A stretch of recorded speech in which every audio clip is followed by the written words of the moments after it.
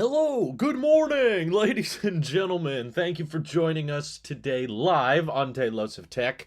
This was a subject that I've wanted to dive into, and I was kind of trying to turn it into a video, but I realized the thesis or the stream of consciousness I was having with my opinion on Siri was kind of difficult to organize, and the more and more I was thinking about the subject, I was like, you know what, this might actually make more sense as a stream, because it's the type of um it's the type of subject that I want more audience interaction with. I want to hear your guys' experiences with Siri, because I definitely think that, talking about the title, at least, I did want this to be the title of the video back when I was thinking of making this a recorded sit down, well, stand up, edited video.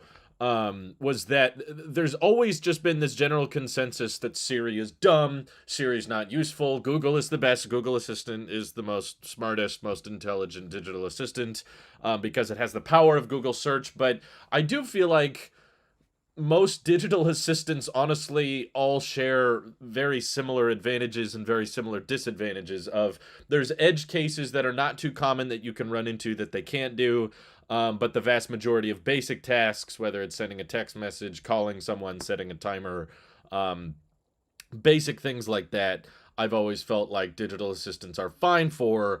But you're constantly reliant on, is the device hearing you the right way? Did you articulate what you wanted to happen the correct way? And personally, my biggest issue with digital assistants, and for the record, we use the Google Assistant, honestly, more than we use Siri, because we still have Google smart speakers in our houses. And we have the HomePod, but we mainly just use it as a speaker for the Apple TV. And genuinely, just, my wife still has an iPhone. She still wears an Apple Watch. She has it right now.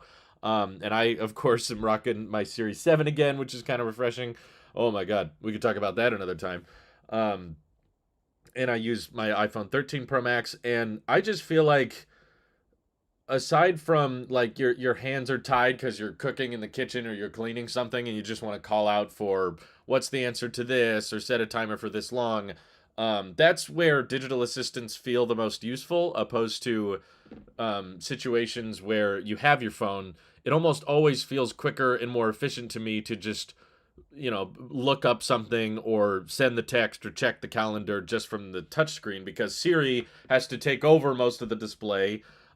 Even though they kind of reduced it into a little bottom animation on the device, it's still like deactivates most of the touch interface aside from that. So there's this general consensus online that just Siri's dumb, and kind of what the title is meant to suggest is, like, does Siri's performance actually get like routinely checked to the point that someone would admit Siri has gotten better, or Siri is as good as the Google Assistant?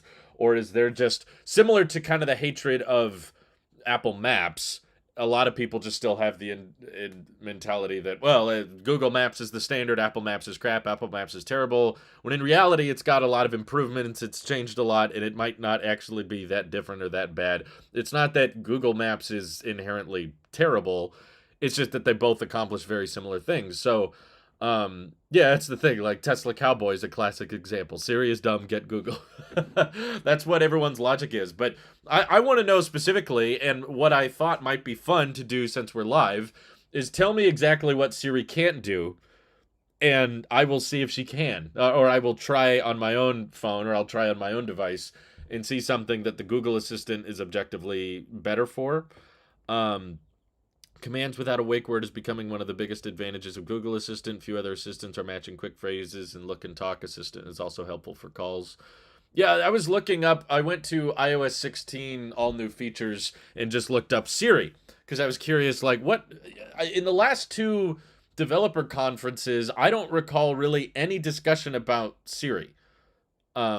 There's not been like a big overhaul or a big rewrite. It's always just been little tweaks here and there that rarely gets much stage time. And the last one was that Siri can hang up a phone call while you're on the phone call, which I thought was one of the dumbest, like, weirdest use cases I've ever heard of. Because the people on the phone call will hear you say, Siri, hang up the call. Like, to me, like, that would be so awkward. And I guess there's situations where you can't hang up the call because your hands are tied or something. But I don't know. I just typically, if I'm on a phone call, my phone is not too far away, or the other person's gonna hang up. The likelihood of both people on the phone calls hands are tied so they can't reach the phone and hit decline or hit hang up or whatever. Um, what kind of how does that work with Google Assistant? Commands without a wake word? So it's just constantly listening no matter what. It doesn't just start listening.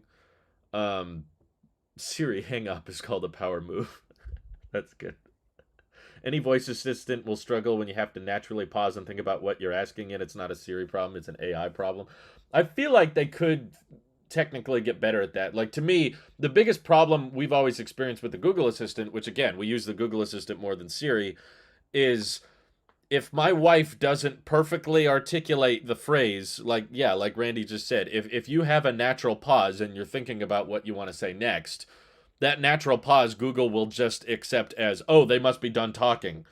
It immediately wraps up and tries to give the command. And it's like, I wasn't finished.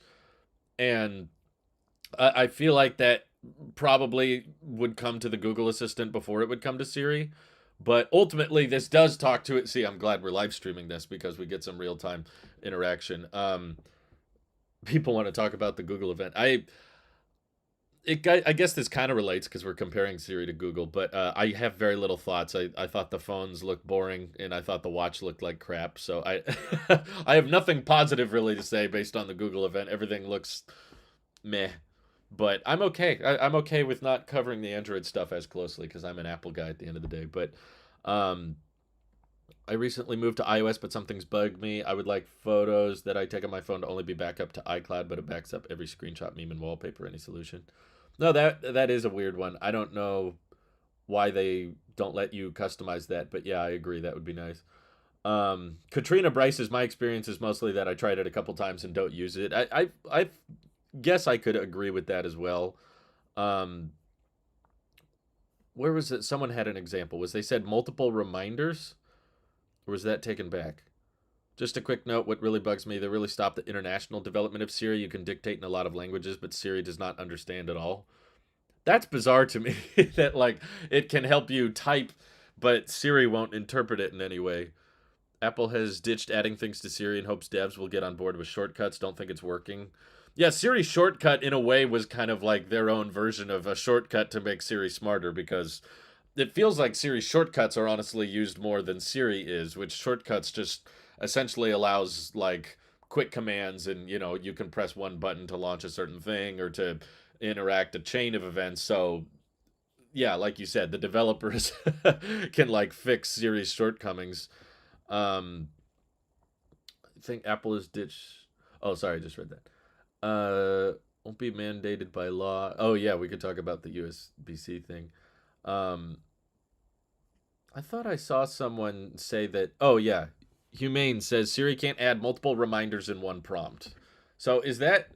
Let me try to think of that use case. I guess that's not something I do too frequently, but remind me to take out the garbage tonight and also to pick up Dad tomorrow. Yeah, it just says I don't see an app for that. Yeah, that feels like something that should be fairly simple. I'll give it that. Um, what if I say just remind me to take out the garbage tonight? Today it says I don't see it. Well, it's probably because I don't have reminders. um, did they offload that? I don't even remember. Yeah, I guess I don't have it even installed. That's probably part of the problem. Maybe I should. Well, it's like they just a couple versions ago started letting you delete like iOS default apps. Okay, let me try it again. Remind me to take out the garbage tonight and pick up my dad.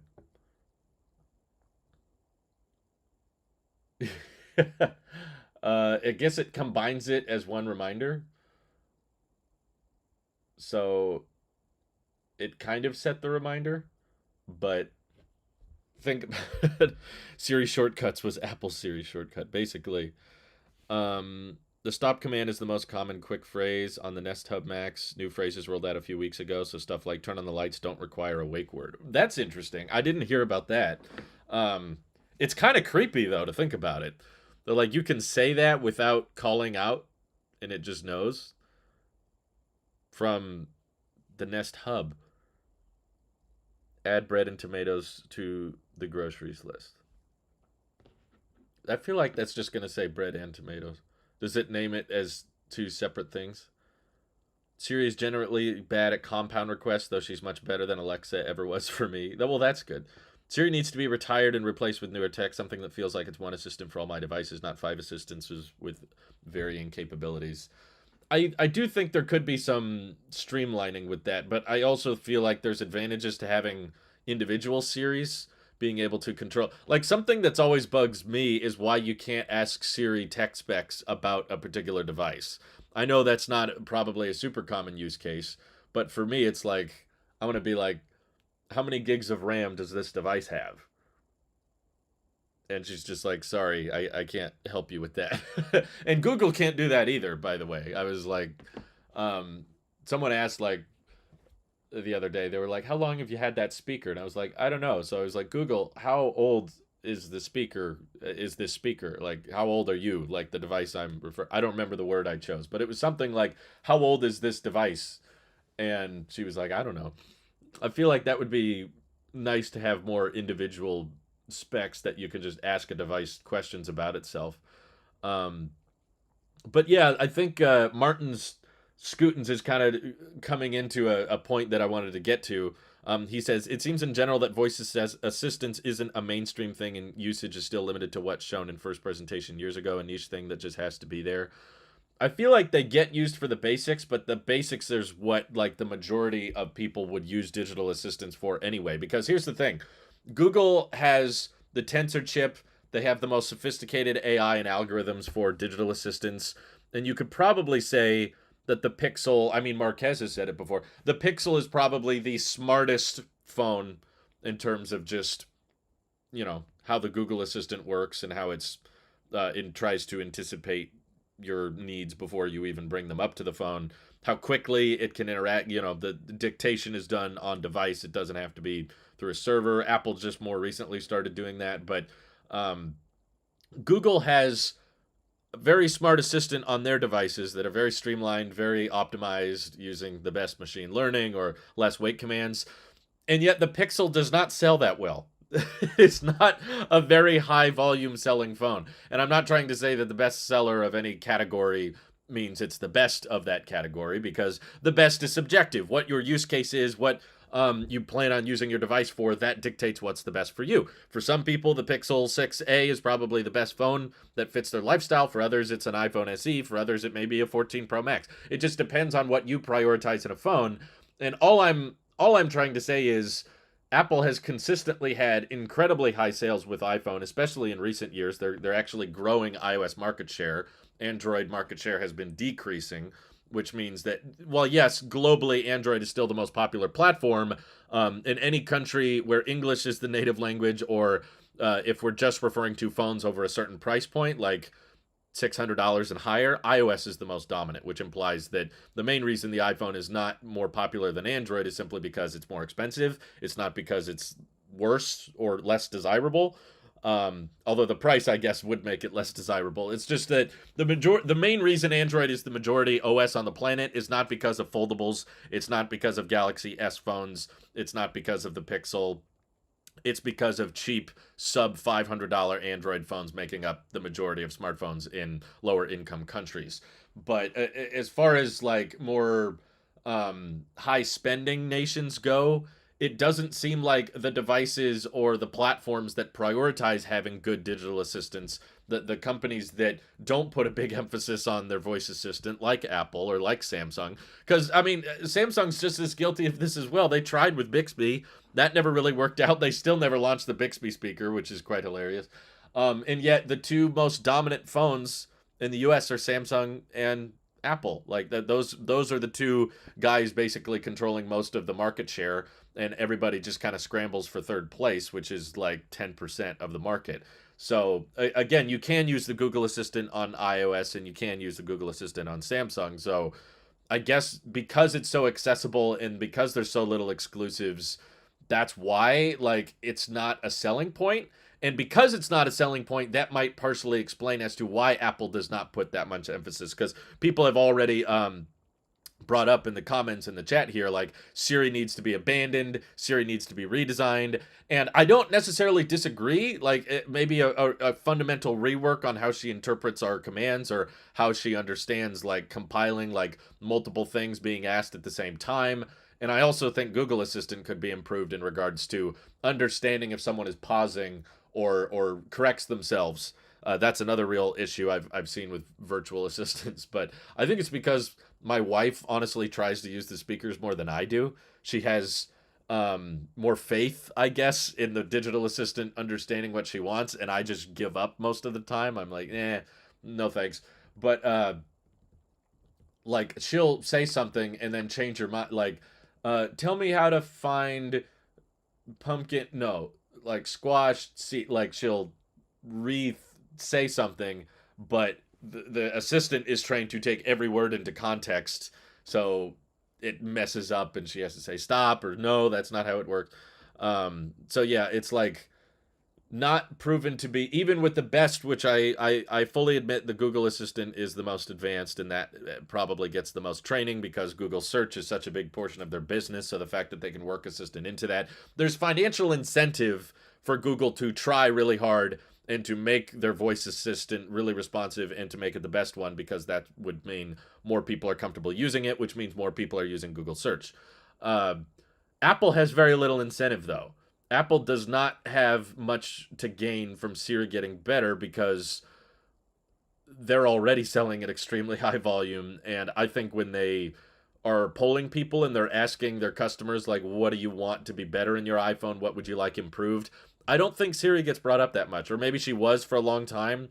And because there was not very much progress or not that many updates, people just stopped asking because they just decided in their life that virtual assistants were not that necessary or useful. Um, what are the top three things you use Siri for? That's a great question considering how little I use Siri. It's kind of hard to remember. Um, I guess for me it would be timers. And back when I had Apple Music, it was just playing a song. I would just be like, play this music or play this song. But Spotify doesn't support that on the HomePod still after all these years. So typically, like I'll use Siri. Sometimes I use Siri on the Apple TV remote, but even that is still it's still stupid. But I don't know if that's Siri's fault or the tvOS's fault. But I'll be like, we're going through Frasier right now, and I would just say like play Frasier on. I think if I tried to say just continue playing Frasier, it would open it up on Apple TV and say like, okay, you have to rent this season, even though we've been streaming it on Paramount Plus. So I go, okay, play Frasier on Paramount Plus, and then it starts playing season 1, episode 1, even though we're on like season 10. So now that little continued watching thing shows up in the continued playing thing. So I was like, okay, this doesn't work all that reliably, but the concept was cool. I liked the idea of just going up to the TV and not having to navigate to the right streaming app and hit the right profile. You just say, stream this, and it just streams. But it doesn't, to me, it just doesn't seem to work seamlessly enough for me to feel comfortable with it. Every time I feel like I'm asking a virtual assistant to do something, I'm taking a risk. It's like hoping that it works out, hoping it, why do I say hoping? Hoping that it opens the right apps or hoping that it understands me correctly. And if it sucks, then you get really annoyed with it very quickly. And then you just don't want to do it anymore after that because it feels like a waste of time. At least they didn't keep touting Bixby as something when it's not. I wish Apple would give up on Siri and just let you use Google Assistant because I have Siri disabled on everything. I don't feel like Apple's touting Siri as something that it's not, though. Like, I feel like at the last couple events, they didn't even talk about Siri in the first place, which I would argue is appropriate. Like, they don't really need to talk about Siri if you're not going to change that much with it. How did I get kicked out of Team Pixel? I mean, they never gave me an explicit answer. I don't know why I was in Team Pixel in the first place. I was doing rant videos and Apple Sheep rants on Pixels long before I was in Team Pixel, and I was complaining about the hardware, and I thought the release cycle of Pixels was stupid, and I thought the hardware was bad, and the designs were bad, and there was a bunch of things I just didn't care for with the whole Pixel ecosystem, and that I thought were poorly thought out and not well designed. And despite me saying that for years, they invited me to review the latest Pixels when the Pixel 3 came out. And I had already dissed on the notch before I got the offer. I was complaining about the Pixel 3 XL, and I was like, well, this is dumb. But my guess is that whoever it was a third-party company, I forget the name of it, but there was a third-party company that was running the marketing team for Team Pixel. It was not Google themselves. It was this company that got a bunch of Pixel hardware, and my guess is they just looked at YouTube and found as many tech channels as they could, didn't watch any of the videos on those tech channels. They just said, oh, there is a tech channel. He talks about phones. Send him phone. They didn't watch any of my Pixel rants. And then at some point along the way, I'm guessing they found one and realized, wait a minute, this guy doesn't like our hardware. This guy's complaining about it, and he's saying, don't buy it. We should probably not send hardware to people that don't recommend our products. They may have thought I was unfair, which I completely agree with. I don't think I was fair. I'm an Apple sheep, so of course I'm biased against Android. Naturally, just from the fact that I've always been comfortable with Apple hardware and software. That's what I grew up with, and I've always preferred using the iPhone. And when I tried the Pixel, there was not a single ounce of blood in my body that thought I'm gonna maybe consider switching to the Android. No, I knew from the beginning I was just testing it. I was gonna go back to my iPhone at the end of the day. So yeah, they sent me a Pixel 3, and it had overheating issues. It had software bugs. There were countless issues with it, and I brought all that up in my review, and I just wanted to prove to people online that just because you're biased doesn't mean your opinion is worthless. Like, my experience with the Pixel 3 was not completely unfair to report that it was not a great phone and it didn't work that well. Sure, I probably went extra hard on it because I am an Apple sheep and because I prefer iOS, but I don't know why I was in Team Pixel in the first place. The ironic part is they stopped emailing me after I reviewed the 3 and the 3 XL. I don't remember if I did one review or two reviews. But once the Pixel 3a came out, I actually had lots of good things to say. I genuinely recommended it. The 3a was like the first time they started doing like cheap, affordable versions of the Pixel. And I tried that phone on, and the software was a lot better. I didn't have that many bugs. I didn't have overheating issues, and the camera was still great, and the display was not bad for the price. And I actually recommended it after I got kicked out of Team Pixel. And I was like, you know what? This is not that bad a phone. And there were people in my personal life that I recommended it to. My aunt was thinking about getting a phone, and she preferred Android, and she had an old Samsung. And I was like, well, if you want a good camera, this one's not bad. It's not that much. But despite all of Google's advancements and improvements with the Google Assistant, it doesn't seem to pay off because, like, most recent market share data shows that the Google sales at around 3% in the US and even less so globally. So basically, it's not paying off for hardware sales. It may pay off by getting more people to utilize Google Search, which Google makes a lot of money from, but I don't see the company with the best digital assistant shipping more hardware. That's ultimately the main limiting factor, I think, preventing Apple from trying harder. I never tried out the Pixel 5a, so I can't have a very honest, genuine review impressions of it. But all the A series of Pixels always seemed fine. It's like, yeah, I guess if you want a good display and you want a good camera, I guess that's a good option. But it's Android, and a lot of people I talked to had not had great experiences with Pixels and how they aged. They would get a lot more buggy, and they would die before they hit 0% after like 2 years, 3 years of ownership. Marquez reported about how his Pixel did not age very well, especially for what the price of the phone is. And the people in my personal life that ended up buying Pixels complained later to me about them years later. They were like, "Yeah, I just want to go back to iPhone now because I don't like how this phone handled in the long run. Siri may be dumb, but she'll never be dumber than I. Finally, something technology beat me. I think Google Assistant is better not for the voice stuff, but for the helpful things it does with Call Assist. Yeah, I mean, yeah, I guess you would place that in the basics category, right? I think they do just look at the HomePod and Apple Music voice only option. They want to, but they can't because you would need billions of user input for Siri to be even comparable. I bet they do have billions of user input. I just don't think that they do much with it. There's a 50-50 chance when I tell my HomePod play TV, either plays content I paused or plays a song on Apple TV called TV. I just feel like is there anything we could do genuinely that would convince Apple it would be worth it? Because to them it's probably like it takes a lot of software development, algorithmic training, when iOS 16 is already proving to be a fairly buggy mess for a lot of people, and they're probably going to prioritize that over making Siri better. But like that's, I guess, the answer to the title of this live stream is like, is Siri destined to be dumb? Well, it's not that they couldn't make Siri better or they couldn't implement a lot of the smart features that Google has implemented with the Google Assistant, whether it be understanding compound requests or no wake word commands, understanding context better, follow-up questions better. It's not that it's impossible for them to, it's just that they have no motivation or financial reason to when they have so many other things on their plate that are taking priority. I guess that's my answer is like, yeah, I think because there's not a system in place for Apple to be financially motivated to make Siri better, and software development is always not as good as we want it to be, whether it's iPad OS or we want more options or people asking for like, why can't I have iCloud just back up pictures but not screenshots and memes?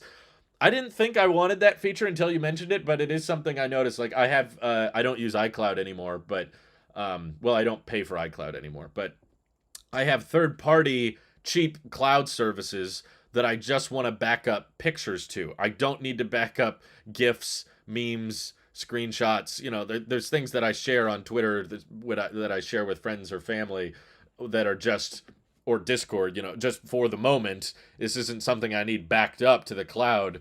And I wish that iCloud would be smarter about that. But again, probably the reason Apple doesn't want to roll out that feature is because the financial motivation would be worse. Like, it would not fill up your iCloud as fast. And they want you to fill up your iCloud faster so that you pay for a higher storage tier.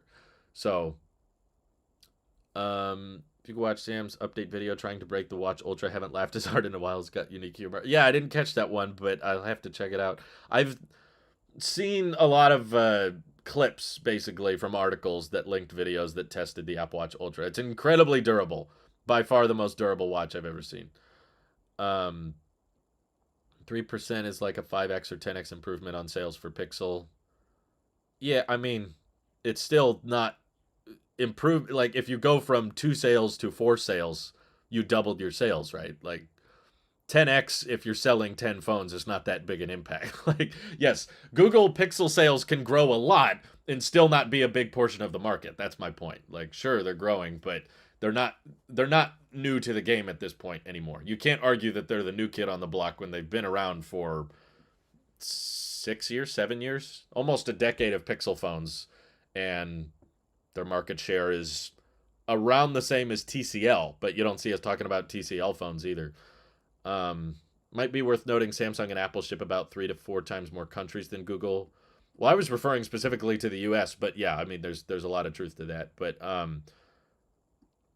that's still ultimately on Google. Plus, it's just so easy to integrate the Google Assistant into Samsung hardware anyway, since Samsung is kind of abandoning Bixby. And get rid of Siri then. If you don't want to invest in Siri, get rid of it because Siri's a joke or embarrassing for Batujo. I think it's useful to some, as some people in the chat have mentioned, that like they use it for the basics. So getting rid of it entirely, I still think would have negative consequences, especially for people who do use it. It would be more embarrassing, in my view, to take the whole thing down and not have a replacement. That would just be admitting failure or admitting fault, opposed to just leaving it and not really doing much with it. That's just kind of like, it's not the priority. It's not getting much of our attention. I don't think it's hurting them by leaving it. sure, Siri can be dumb and Siri can't do all the same things a Google Assistant can, but I don't think that would be as embarrassing as getting rid of the feature entirely. And people would be like, "Why'd you get rid of it?" It's like, because it was so bad. Um, I mean, Samsung did that with Bixby, but we're still memeing them for Bixby. James says, I prefer they work on iPadOS more than Siri. And you know what? I totally agree with that, James. I do too. But that's that's kind of the point, right? Like the reason or a lot of people's thinking as to why Apple doesn't prioritize iPadOS very much is because they would rather you buy a more expensive Mac, or that encourages you to not buy a Mac and just get an iPad, and they'd rather you buy both. It's like financial motivation is not in the right place. So in that way, I think Siri is kind of destined to be dumb. Um, I would love for that to change, but I don't see it turning around anytime soon. Yes, I'm streaming off of my MacBook Pro. It's the onboard mic and the onboard webcam. The sun is coming in the window in a weird way, and it's like bouncing off of the desk. I was trying to adjust the lighting, but no matter what I did, it just kind of made it look weirder. Yeah, sorry. The lighting's kind of weird. Siri is not dumb. She's just listening all the time. Well, every virtual assistant listening all the time, typically. Google is definitely still a new player in consumer hardware. They created their hardware division for the first Pixel phone. Apple has been a hardware company since the 70s. I mean, Google had Nexus. They rebranded to Pixel when they wanted to start doing more things in house, but the Pixel was definitely not Google's first attempt at hardware. They'd been doing hardware long before Pixel. It wasn't going anywhere, so they scrapped it and restarted. But a lot of it was carried over, um, and they still outsource a lot of manufacturing too. So it's really, in my view, not that. I liked the Nexus series. I thought the 6P was cool. They had tablets too before the Pixel Slate. Even people forget about.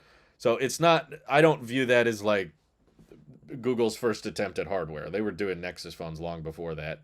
Um, there's always been backdoor approaches at Google to like, oh well, what if we made our own hardware, and then it just never goes anywhere. So they keep trying and trying again. But there's just no strategy. That's my biggest issue with the Pixel hardware is like they intentionally, like, Samsung is smart, right? They dropped phones earlier in the year. Um, Either in March or February they dropped the Galaxy S phones, or they dropped the Note. They used to drop the Note series. I know they don't do those anymore, but they would drop the Note series like the month before the iPhone came out. Now they've kind of replaced the Note series with the foldables. So they dropped their big high end flagship fancy innovative foldable phones like the month before the iPhone comes out, so that people all buy their foldables and they go, wow, the iPhone is so old and so dated, but this new Galaxy phone is so cool, it's so different, it's so unique. So they buy their phone, and then by the time the new iPhone comes out, their thought process doesn't always work, but their thought process is, well, I just got a new phone, I don't need the new iPhone. The new iPhone's kind of boring. This new phone I got that folds is way cooler. And Samsung kept dropping the Galaxy S phones right as the new Snapdragon chip came out. And for years, Google would drop the Pixel phones like months before the new Snapdragon chip came out. So it would only be on the latest version of the Snapdragon chip for like 3 months, and then it would instantly be dated because there's a newer, better Snapdragon chip at that point. And there's still, to this day, now they've switched to the Tensor chip, but once we got real world performance of that, it wasn't much better than the Snapdragon chip. The Tensor chip was not very power efficient, not very high performing. And it was like, well, why did you want to switch to your own silicon anyway if it wasn't going to help that much? It helped with like machine learning with Magic Erase, which I guess some people care about, but I don't think it's that popular a feature, at least. And you can get it on the cheap phones too anyway. So, but simultaneously, they keep dropping the phones the month after the iPhone comes out, which the iPhone is their big competitor. That's the big dilemma that people are facing. They all just upgraded to the new iPhone, and then you drop the Pixel. You think they're all going to sell their iPhone after a month of ownership? Like, it's strategy-wise, it makes no sense, the timing. And the silicon, I've not been impressed with from what I've seen. They've always had great cameras. The cameras have been good, but I just think that, like, everybody's cameras is so good these days that it's hardly a reason to choose one phone over the other when they're all so compelling, and social media compresses the crap out of the cameras anyway. Thank you, Ethan, for your support for 10 months. That's very kind of you. Um, Apple was in hardware for more than 20 years before Google's initial IPO. Google hasn't even been a public company for 20 years. It's quite a lead. Yeah, but it's not a difference in resources. Google has billions of dollars. Apple has billions of dollars. It's not like I'm going to compare the Pixel 1 to the original iPhone and say, see, the Pixel 1 is much faster than the original iPhone. Therefore, Google is better at hard. It's like, no, you're in a different time. There's different suppliers now. There's different capabilities now. Um, like that's ultimately I like the circumstances that Apple and Google are in. I don't think the like software engineers change, hardware engineers change, suppliers change. Like I doubt there's been that many people that were working on Apple hardware in the 70s that are still working at Apple today. So it's like that they have experience, yes, but Google's been doing hardware for well over a decade and hasn't really made a substantial impact in that many fields. I think it gets a lot of attention on YouTube in the tech community more so than it does in the real world. Um, but if I think they have the biggest uh, advantage or potential to go against Apple's ecosystem. Like because they own Android and because they're making their own hardware and trying to make their own silicon, it's all botched to the execution, but Samsung just doesn't have that advantage. Samsung has all these hardware advantages, but they don't own the platform. They don't own the Play Store. They don't own the operating system.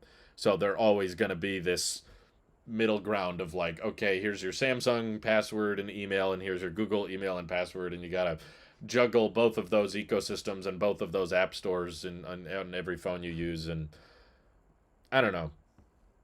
Experience in making 1980s desktops doesn't help you much with phones. Yes, I completely agree with that.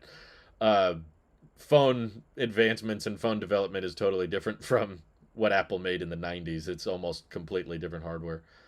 Google's ecosystem is more web-based, which is why it's less exclusive. That's why when it's all web-based, there's very little reason to go with Google hardware because you can access Google services and have a pretty great experience with Google services on non-Google hardware. It's not a walled garden, I guess you could say. That's not a Pixel problem. That's a Google problem. If the Pixel was made by another phone maker, I think it would be a success. I think the problem is people don't just trust Google to stick with it. That's an interesting concept. I do think it's both a Google and Pixel problem. I honestly think the Pixel phones wouldn't sell that well if they weren't made by Google. I think that uh, Google being the owner of the software and the hardware is kind of what draws people to that because they think of it as this is the iPhone of Android, right? Because it's all designed from the ground up from the same company, even the silicon on the inside now. Um, but yeah, as far as Google projects go, Pixel has lasted quite a long time, considering Stadia was just canceled. Um, Google never made any Nexuses, though. They were just LG, Samsung, Huawei's, and whatnot. Even the Pixel 1 was actually just an HTC underneath. Well, that's my point. That's like, they still outsource the hardware, which is why I don't view the Pixels currently as that different from Nexus, is because they still outsource the production anyway.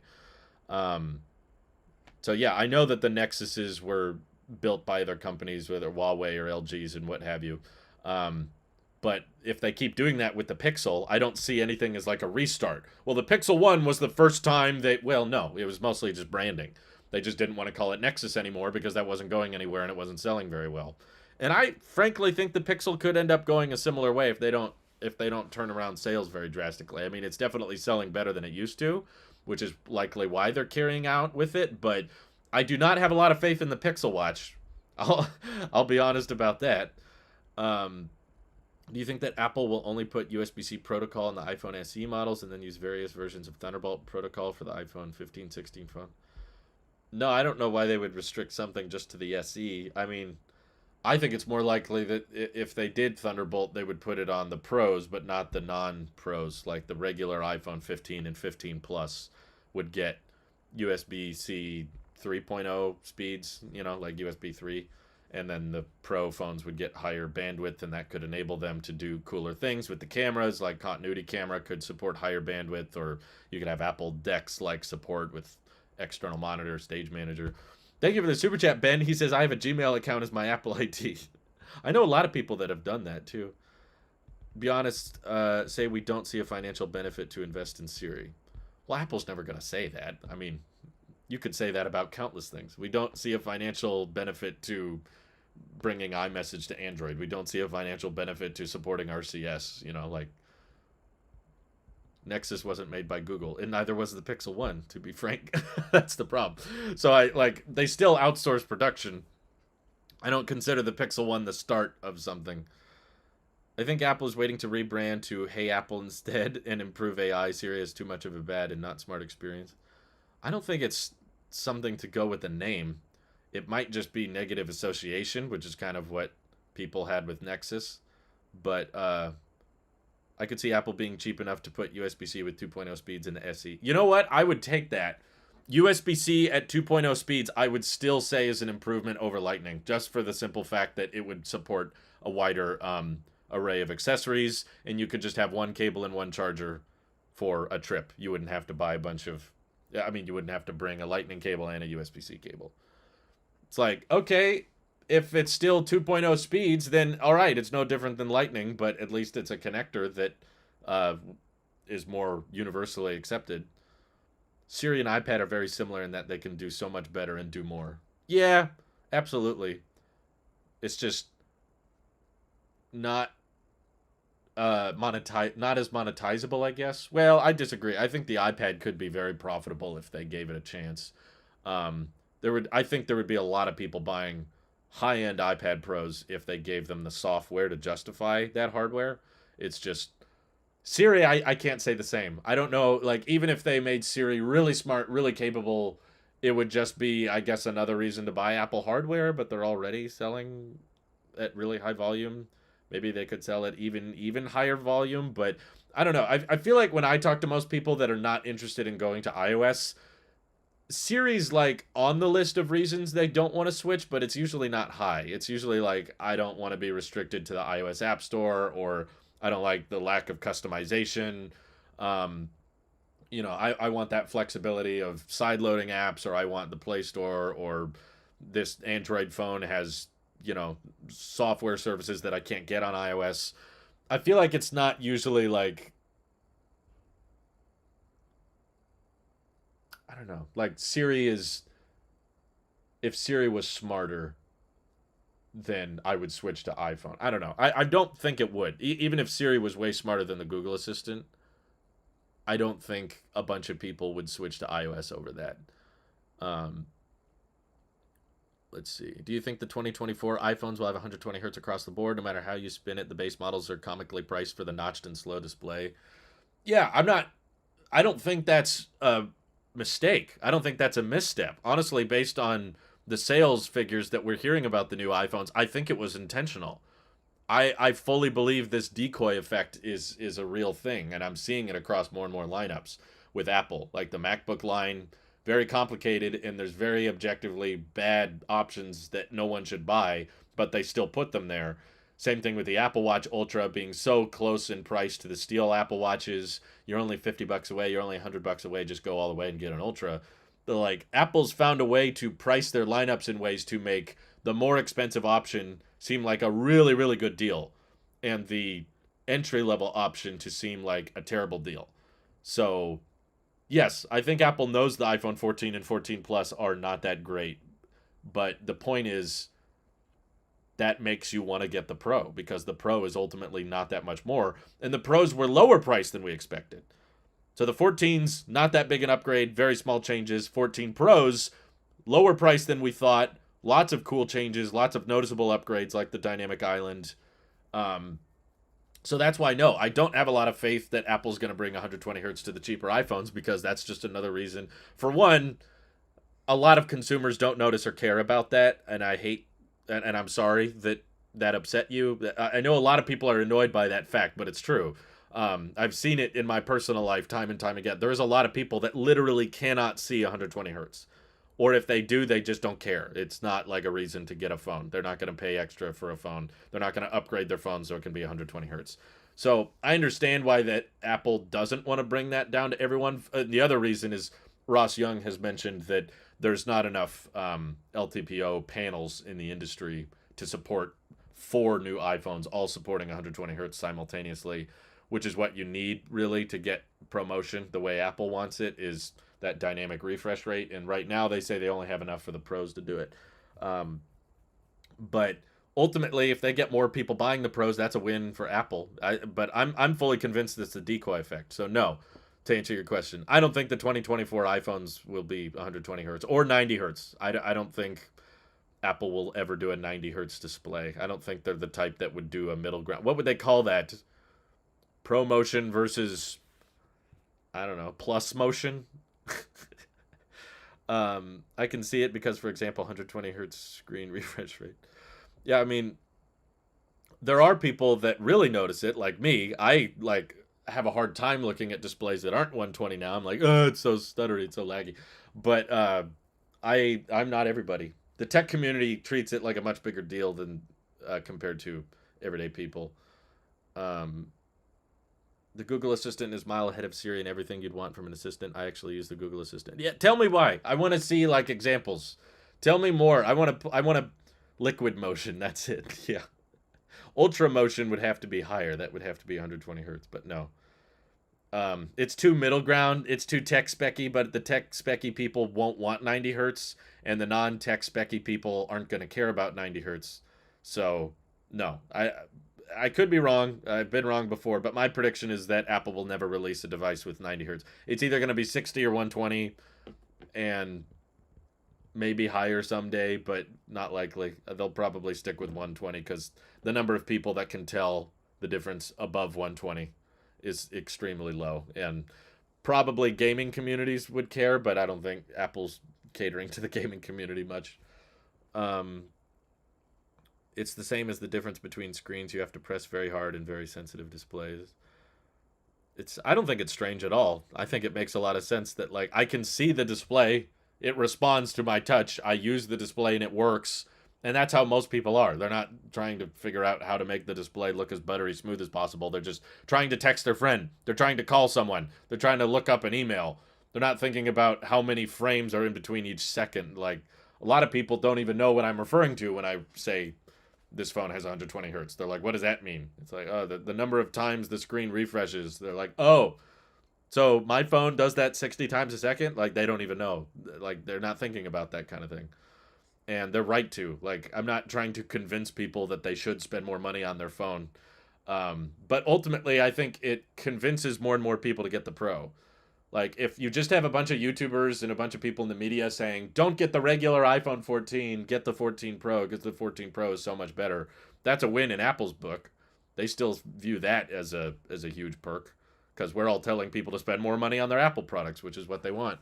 So, based on the sales that Quo's been, or the production that Quo's been reporting on, they've been lowering production for the regular iPhone 14s and increasing production for the 14 Pros because way more people are buying the Pro, which I don't think Apple's mad about. I think they're very happy about that. I switched from Galaxy S21 to 14 Pro Max. Honestly, the only thing that bugs me is not being able to choose it, use the mic or speaker or both on each Bluetooth device. If it uses the mic or speaker or both. I think I know what you mean, but I hope you enjoy the 14 Pro Max. I hope it works well for you. I feel like other people's phones are broken when I see 60 hertz. And that's why you're watching me. That's because you watch tech videos and you watch tech creators. Google Assistant is actually a slayer when it comes to live translation, like speaking into the same phone. I did it with a French person and it was a dream. I've never had the opportunity to use Translate on... there's a Translate app on iOS, but I've just not been in a situation where I needed it. I have a shortcut on my iPhone to launch Google Home to use Google Assistant. I never use it. Why did you have it then? Liquid motion. I know a lot of people who are buying the 14 Plus simply because it's a big iPhone without being $1,000 and they have no idea what hertz are. Well, the funny thing is with sales tax, I think it is $1,000, at least where I live. So it's like $929 unlocked, and then with sales tax, it's $996. But I guess a lot of people are probably trading in their old phone. I haven't met anyone in my personal life that is getting the 14 Plus, but Yeah, I don't recommend it. I can't think of anybody that should buy it. If your argument is the Pro is too expensive, then I don't think the 14 Plus is not much better. I don't know what it is. Some people just, their mind flips a switch when they hear $1,000. Oh, $1,000, that's expensive. $990? Oh, okay. That's not too bad. Like, it's less than $100 cheaper than the Pro phones. Less than $200 cheaper than the Pro Max, which is like basically better in every way. Um, yeah, we all saw the Pixel Watch. We saw it 6 months ago when Google unveiled it. I don't know why people like Google unveil that's the other part of the strategy with Google's hardware. They unveil all this stuff like months before the event, and that makes the event a lot less interesting. Like, I just caught wind of the Pixel unveilings and I'm like, yeah, we saw all this already. Like, we saw this like 5 months ago. We saw the Pixel Watch. We know what it looks like. It's all leaked. It's all like leaked, intentionally leaked to the public, and it's as bad as we thought it was. The bezels are gross, and the crown sticks out too much, and the UI on a round display just doesn't work for me. I've always, like, for the past 6 years, I've been explaining why round displays on watches are a bad idea. I don't really feel like doing a whole video explaining that again because I don't know. I just feel like I'm repeating myself, and I'm not interested in it. Nothing about it grabbed my attention.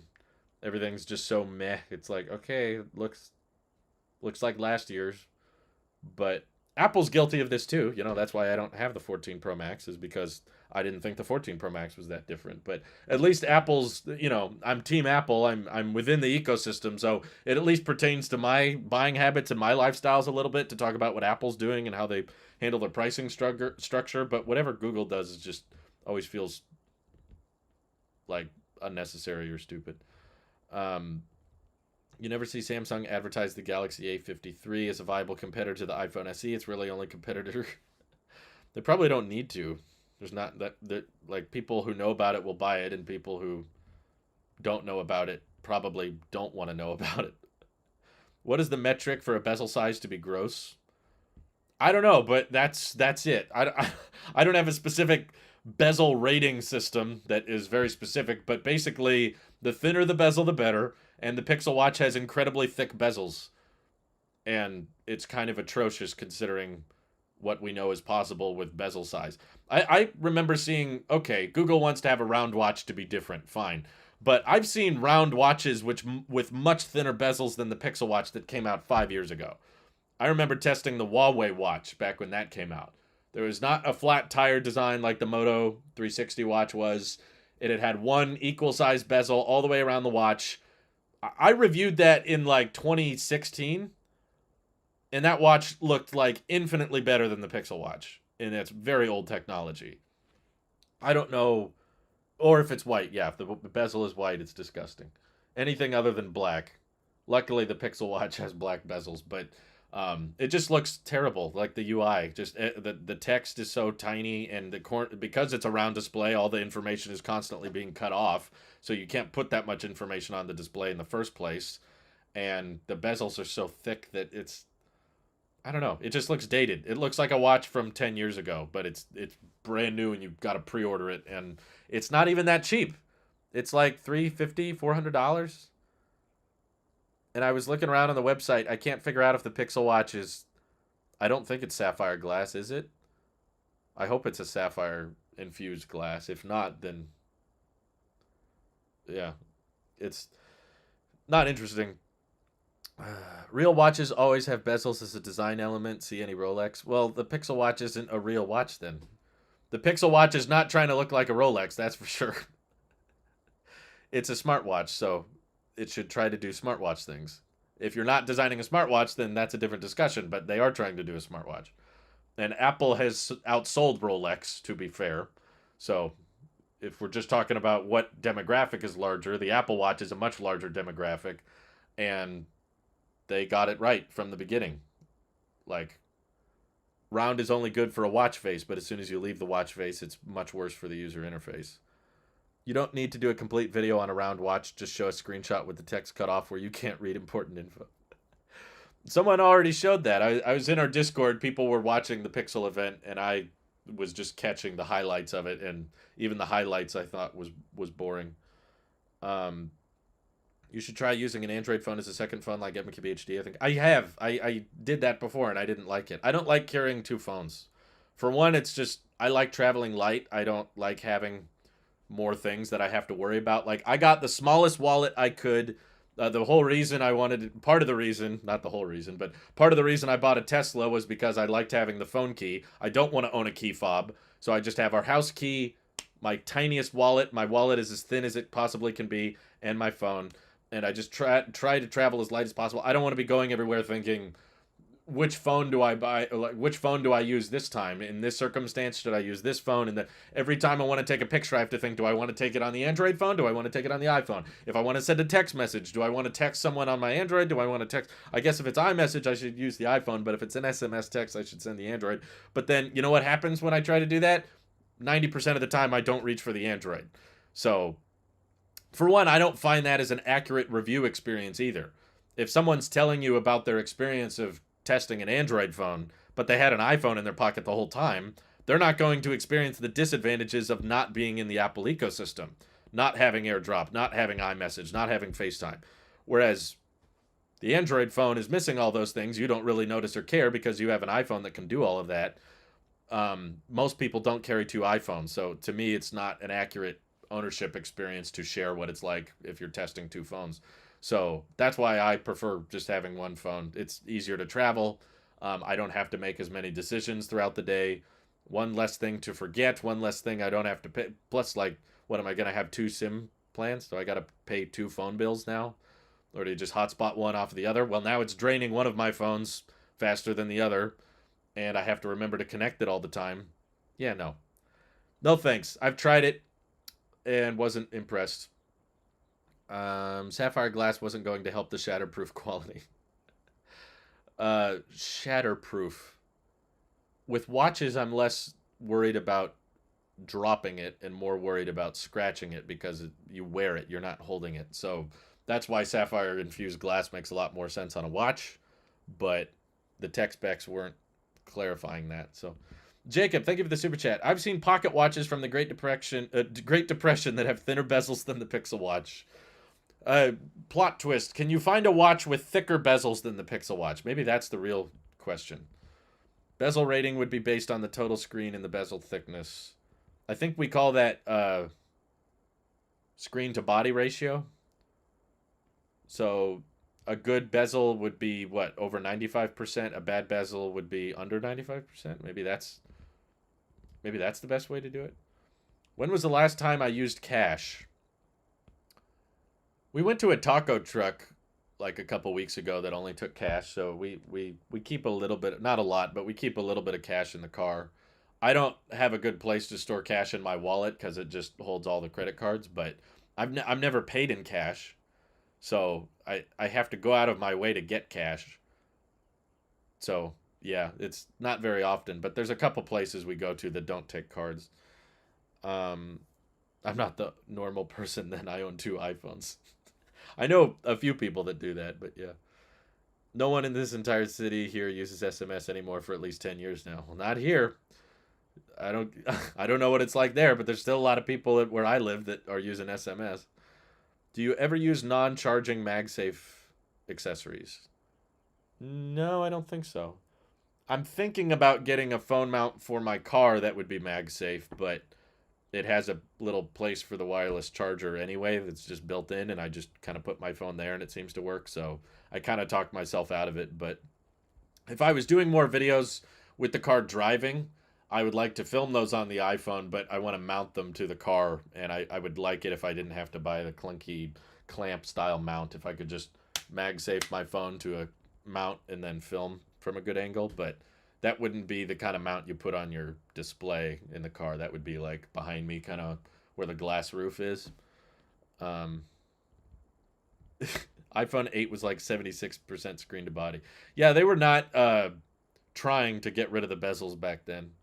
And it was time. They definitely rushed the iPhone 10 out so they could catch up with the Galaxy S8, that's for sure.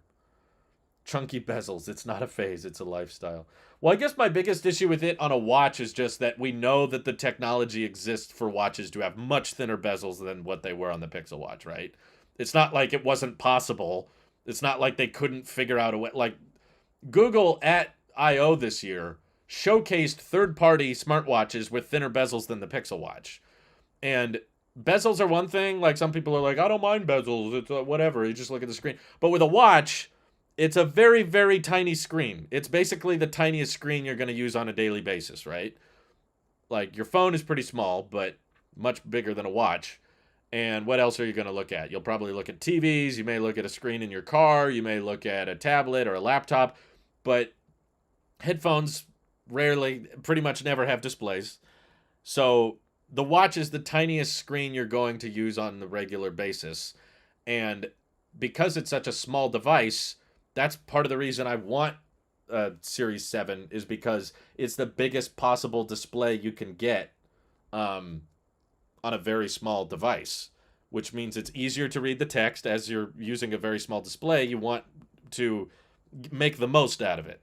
And having a rounded, big bezel display on a small device means that you can look at very little information at a time. So that impacts the usefulness of it, in my view. You can't get as creative with the widgets. You can't show as much on the watch face. You can't read as many texts. You can't go through as many settings. You can't check as many email. Like, you can't read as much when the bezel's that thick and the display is that small. So to me, that like severely impacts how useful the device can be. Yeah, I saw the story about I thought it was a Series 3. I didn't see that it was a Series 7 exploding, Eric. But yeah, that happens with lithium batteries sometimes. It sucks that it happens with the Apple Watch, but I don't think there's something inherently wrong. It's not like Note 7 levels of, like, we got to recall these things, but it's like one in every, they're rated for something. I forget what it was, but one in every like 10 million lithium batteries typically is prone to exploding, which is a very high success ratio, right? It's like 99.99999% of these batteries don't combust. But all it takes is one, and that makes the news. So yeah, it doesn't make me want to not use my Apple Watch anymore, but it's a sad story. It's not good.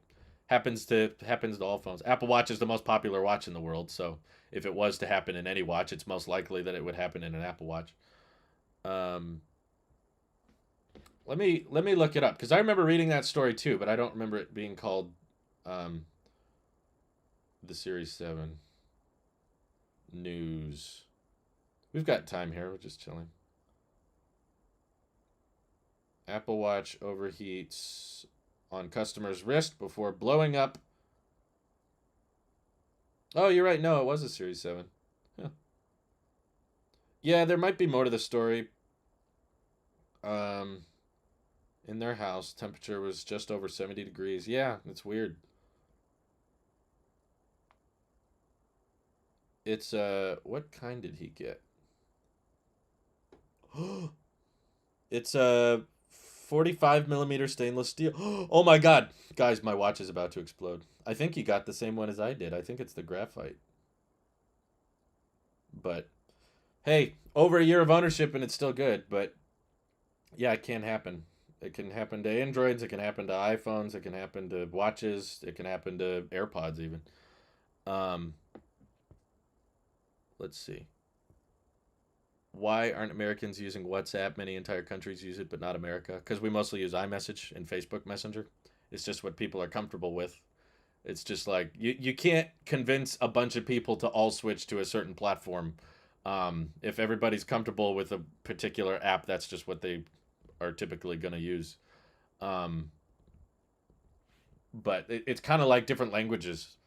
I mean, you could go to another nation and ask, why are you all speaking this language? Why don't you speak this language like I do in my country? It's like, well, that's just not what they were used to. That's just not what they grew up with. WhatsApp just never caught on here like it did overseas. I don't know why. It didn't. I keep seeing side-by-side comparisons of the S8 and Ultra, and I think you mean the Series 8, yeah. And the curvature of the Series 8 makes it look just as big and barely any bezel. Also, thanks for pointing out the edge and that changes usage. No, yeah, like the Ultra is a great watch, and I love testing it. I had a lot of fun trying out a different watch for like a week and a half, but it became very clear to me that it was not for me when I finished the review. And once I finished filming the review, I put on my Series 7 again, and I felt like I had a brand new watch. I felt like I felt like it was so much more modern, so much more futuristic, that the display was just as big, but the bezel was way thinner. It felt a lot more comfortable. It didn't feel as bulky. It just felt so much more natural as soon as I put my Series 7 back on. And I was like, isn't that backwards? That like my Apple Watch from a year ago feels newer than the Apple Watch I just unboxed like last week. Like, I don't know. That just seems backwards to me. But I get that the Ultra caters to a certain demographic. I'm not saying the Ultra is a bad watch. It's just, again, it's the Cybertruck, right? It's the pickup truck of watches. It's like some people need a pickup truck. Some people go off road. Some people haul equipment. Some people do towing. And some people just want a comfortable small vehicle that's easy to park, doesn't take up a lot of space, that's very energy efficient, that doesn't cost that much to operate, that can, get some groceries in the trunk. You could fit 4 or 5 people in there, call it a day, get from point A to point B, and you're happy and you're comfortable, and you don't have to spend as much as you would on as you do a pickup truck. So that's really the best comparison I could look at it as, is like the Apple Watch Ultra is like a Cybertruck in that it does way more, it has way more to offer, and I'm just more of a Model 3 kind of guy. And the Series 7 or 8 to me feels like the sedan of smartwatch. It's like a nice, comfortable, smaller vehicle that, no, it doesn't have a bed, it doesn't tow, but it's not good for off-roading. The suspension system isn't as good. Probably not as durable as the Cybertruck with all that exoskeleton. So I'm glad it exists, and I'm happy that it exists, and it should exist, but it's just I'm not part of that demographic. Um, the river rock smoothness of the regular Apple Watch is very nice. I agree. And you notice it when you're swiping up from Control Center, swiping down for notifications, or switching between watch faces. That rounded glass, quite noticeable. And after experiencing the Apple Watch Ultra, I'm pointing back to it because it's in its box right now. I haven't shipped it yet, but it's all reset. It's all packed away.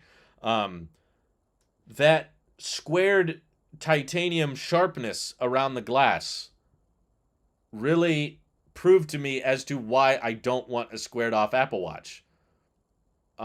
Because that doesn't feel nicer. It doesn't look nicer, in my opinion. Just personal preference. I know a lot of people like the look of the Apple Watch Ultra, which is fine. I'm happy for you if you do like it. I'm glad. But I noticed it whenever I was swiping back and forth, that cut in to your finger a bit more, especially if you're, laying down and the watch brushes against someone or something. This is just such a perfectly glossy, smooth finish that just doesn't cut into anything, no matter which way it brushes up against you. What do you think of Tim Cook's response to the journalist that asked about RCS text messaging? I thought it was ballsy, to be honest, Winner. I mean, it was pretty rude, to be frank. I'm not against Apple supporting RCS, just for the record. I don't think there's any downsides to them supporting it. I don't think they'll lose that many people to Android by supporting RCS, but Tim had the guts to I thought it was a joke the first time I read it. He was like, I want to send pictures and videos to my mom, but SMS compresses them. And he's like, buy your mom an iPhone then. Like, she should just get an iPhone. Like, that sounds like the Tim Cook in my skits. Does not sound like, I don't know, like a real human being would actually say that. But it shows a lot of confidence. Like, the company's very sure that, yeah, like, we could do it, but what's in it for us? You're asking Apple to make Android better. And yeah, it would be nice if they did make Android better, but it's not. They have no financial motivation to. It kind of comes back to why Siri is destined to be dumb. There's like, what's the advantage to Apple? So unless basically the government steps in and mandates RCS, then I guess they're not going to do it. But yeah, I was surprised that was his response. He can do that. I know it's rude, but legally, that's not like against the rules or something.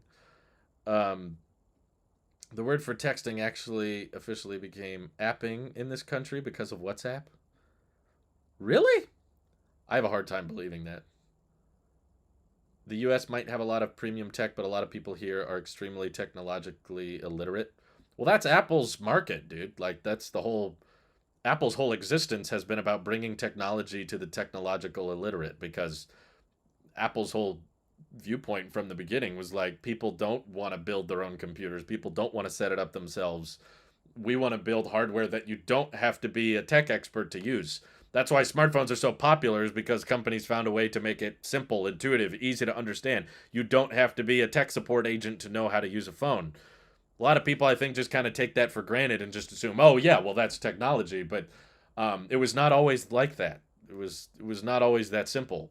It was not always that intuitive. Apple was kind of the company that pushed for that to become more intuitive and be pioneering of the concept of, your grandma can use an iPad. Your grandma's going to have a computer, and you're going to teach everyday people how to use tech products, and they're not going to need classes or courses. They're not going to need training. They're just going to pick it up and know how it works. That's how intuitive it is. Um, Steve Graff super chatted, being an Apple sheep, do you have any Beats by Dre? No. Oh, well, that's not true. A while ago, long time ago, I think I had Beats X headphones, which came out around the same time as AirPods. And I preferred using AirPods over the Beats X, but I tried them and they were okay. But my wife, she wasn't my wife at the time, but back then my girlfriend used the Beats X headphones as well. Um, you don't have to swipe up down from the edge. You can do it from the middle of the screen. I know. I'm referring to the swiping between watch faces. But every time I swipe up from Control Center, I don't want to have to think, don't do it from the bottom, otherwise the titanium edge is going to cut into you. I don't think about it. Or sometimes, if this hand is full and I want to activate the flashlight because I'm busy or something, I'll use my nose. And if I'm using my nose, it's not an exact science. I know you can activate Control Center without going from the bottom. It's just you're not going to think about that every time you're using the watch. If I had to choose between having the flat, sharp edge around the entire touch panel or having a rounded edge that doesn't cut into you, I will take the rounded edge. Especially if the sharp, rigid edge costs more. I have to pay more money for a less comfortable design. Yeah, no thanks. Using RCS doesn't make Android better. It means that no matter who you're texting, iPhone user messages, conversations are always encrypted, and if they actually think it's a human right, they would do it. Well, the point is, if you're all on iPhone, then it's encrypted in the first place. That's Apple's logic. Or who you're texting, iPhone users' messages. Their logic is if you're texting a non iPhone user, then obviously you don't care about your privacy. They would rather that other user buy an iPhone than support RCS. Clearly. I mean, I think Apple's probably thought about it a lot, considering how many people have asked for it. And they likely know how to support it. I don't think it's that Tim Cook didn't think about that. I just think that in Apple's world, you're just supposed to buy an iPhone. Any updates on the October event? No, but what time? It's the 6th, which means, yeah, the likelihood of there being an October event, I think, has gone down a lot, considering we haven't received an invite yet. Typically, like the last couple events, Apple announced 2 weeks before they were, and it's not like Apple to have an event on the last Tuesday of the month, which would be the 25th. So if Apple had an event on the 18th, it would have been announced on the 4th, unless they're going back to doing it where they announced the event a week before. So I feel like if there's no event announced by October 11th, there will be a much lower likelihood of there being an event, but there's probably going to be site refreshes at some point. Mark Gurman still thinks there will be new hardware announced this month. He just doesn't think it'll be in an event, which doesn't sound right to me. I feel like there's enough hardware ready. Like the iPad 10th generation design has been leaked, and it seems like a pretty big redesign. I don't know why they would need to just... I don't know why they wouldn't have an event. It would get a lot more attention as an event. But I don't know. Maybe they're just burnt out for some reason. Maybe I don't know. I don't know why they don't want to have an event. But Mark Gurman's been right a lot about these things lately, so I don't think it makes sense, but I trust the guy, I guess. I feel like adopting RCS is something that the government has to force Apple to adopt, similar to USB-C. Yeah, you're probably right. Um, so what is T-Mobile, Verizon, AT&T Play carrier RCS on their SIM cards and digital SIMs instead of SMS texting for all phones, not just Android? I don't, I don't know, but I get the impression that Apple has something to do with it, based on everyone asking them to adopt it. But um, if Apple doesn't support it, I don't think the carriers can do it. What do you think is happening with the Mac Pro and the Intel Mac Mini that they are still selling? I think that the Intel Mac Mini is just in stock and they're trying to sell out of them. I don't personally think they're building them. I think they just have a bunch of them and they don't know what to do with them, so they're trying to sell it um, as much as they can. Thank you for the super chat, James. I'll answer that in a second. But my prediction is that the Mac Pro is being postponed for the 3 nanometer architecture, which TSMC on public earnings calls, this is not a leak, this is not a rumor. TSMC is Apple's biggest chip manufacturer, pretty much their only chip manufacturer, and they said that 3 nanometer chips are going to enter the market like near the second quarter of next year, somewhere around there. And they could probably release a Mac Pro now that has, two M1 Ultra chips stitched together or more with a crazy GPU and all this RAM. They could do it now, but all those chips are going to be based on the 5 nanometer architecture. And because the Mac Pro is not refreshed annually, they only refresh the Mac Pro like every 4 to 5 years. They don't want to drop the new Mac Pro on a dated architecture when the 3 nanometer is right around the corner. So my guess is that they had one ready or they were close to launching the Mac Pro and then decided that if 3 nanometer is this close, let's just push it off a little bit more. That way the Mac Pro is on like its own new level of insanely high performing and it won't be uh, cannibalized or the 3 nanometer chip doesn't get really close to the performance of the Mac Pro like a year later that they put in a Mac Studio or a MacBook Pro. They want the Mac Pro to have a substantial advantage and to be the fastest Mac on the site for probably several years. So I think we'll get it. Maybe they'll unveil it maybe in the spring of next year, or if it's not ready by Dub Dub. I'll be very surprised if we don't see the Mac Pro by Dub Dub, but it's obviously in the works. Apple confirmed that. They said we got to save that for another day. But my guess is they just want the chip to be on the 3 nanometer architecture. Otherwise, they could launch it this year. Joey says, I think invites go out tomorrow. Have invites ever gone out on a Friday? Apple events are almost always on a Tuesday or a Wednesday, and they typically always announce them either 1 week or 2 weeks before. So I'd be very surprised. Will iMac Pro ever return, in your opinion? My opinion. Uh, all I can do is speculate. I think it will eventually. Um, it's just not a priority right now, or I guess it's kind of weird to have an iMac Pro if there's a Mac Studio in the lineup now. It's like similar chips, just a monitor with a chip built in. But yeah, I think at a certain point they will bring it back. Are you making a new video about returning your Apple Watch Ultra? No. What's there to say? I already said it in the review. It's just not for me, but it's a cool watch. Um, if your favorite YouTuber did weekly streams like you would be a channel member, you would. What are you asking? Streams like you be a channel member in Super Chat? I have in the past, but my favorite YouTube channels don't stream weekly, unfortunately. So that makes it kind of hard to justify. But yeah, I've donated to my favorite streamers before. James, finally, I'll read your question. He says, when will there be a new, cheaper Apple TV? So Quo said in the fourth quarter they would have a Apple TV that improves the cost structure. So I'm not exactly sure how much cheaper it would be, but my guess is they're done manufacturing the A12 chip. There's basically no other devices other than the Apple TV that use the A12. So I think they will update the Apple TV with an A14 chip. The design will probably be exactly the same. The A14 chip is at least in production. So for manufacturing efficiency, they'll upgrade the Apple TV. Maybe it'll come with a price reduction if Quo is correct, but My guess is it will still not be as cheap as we'd like it to be. Like right now, the 4K Apple TV is what, $180, and with an A14 chip, they could say it's better. But similar to how the Apple Watch SE2 was an upgrade, pretty much in every way, but they lowered the price. But at the same time, they got rid of the Series 3. So it was like, okay, the cheapest one is gone, but we're lowering the price of the new cheapest one. I think they could do something similar with the Apple TV, where they ditch the 1080p TV, the HD TV. I'm amazed they're still selling that with the A8 chip. I don't know why they're still selling it, but I guess a lot of people still buy it. That's still selling for $150, which is crazy and absurd and unrealistic. So later this year, maybe via site refresh, it could happen this month.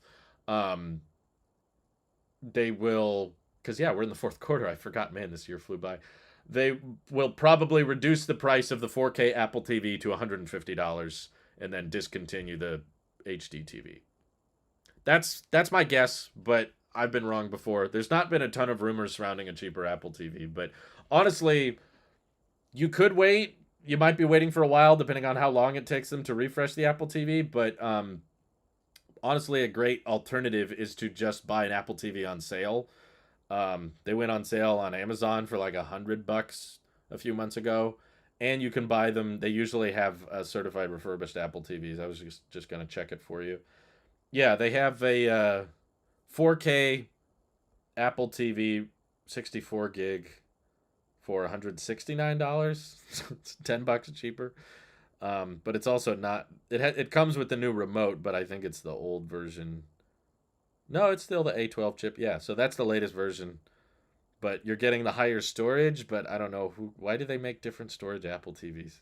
There's not that many people storing stuff locally. Um, have I any thoughts on the Google Pixel 7 event? Really don't. Genuinely, it's all so meh. It's all just bleh. I don't know. I have so little words after watching the highlights. You could almost buy a new TV that has the Apple TV app already on it and not have the extra box. You could, but my favorite part about the Apple TV is not the box itself. I still despise that box, but I love the Siri remote. That remote is fantastic. And you wouldn't get that if you bought a new TV with the Apple TV app. But to me, like, the Apple TV app is not a reason to buy the Apple TV. Like, I never use the Apple TV app. It's not that useful to me. The main reason I bought it is the fluidity of the remote, and like the touch surfaces with the panels is a lot easier, and the mute button, the remote is simple. It's aluminum instead of plasticky cheap remote feel that all other TVs have. Um, you seen the Fugu 15 presentation? No, I have very little interest or experience in jailbreaking. Um, I had friends that were into it in high school, and they every jailbreak I saw was rather rather uninterested or unnecessary to me. What do you think about the Pixel event and the camera software? Why is Siri very old and outdated? Because Apple has no financial motivation to improve it. Their phones are drastically outselling all of Google phones, and they don't have to put that much an emphasis on Siri, I guess, because maybe people don't use virtual assistants that much in the first place. If the Google Assistant is better, then you can just use the Google Assistant on your iPhone. But if the iPhone is better than the Pixel, then you're going to buy the iPhone. Um, but yeah, I realize going live now, like a lot of people are asking about the Pixel event, but that's today. The problem is they already unveiled most of this stuff earlier in the year, so there's not really much new information, new things to talk about. It's all just kind of exactly what we thought. Okay, the 7 Pro has 120 hertz, the 7 has 90 hertz. The Pro has 3 cameras, the regular has 2. Okay, it's like what? What's the? All right, the pictures I guess they showed on the event looked fine. I don't know.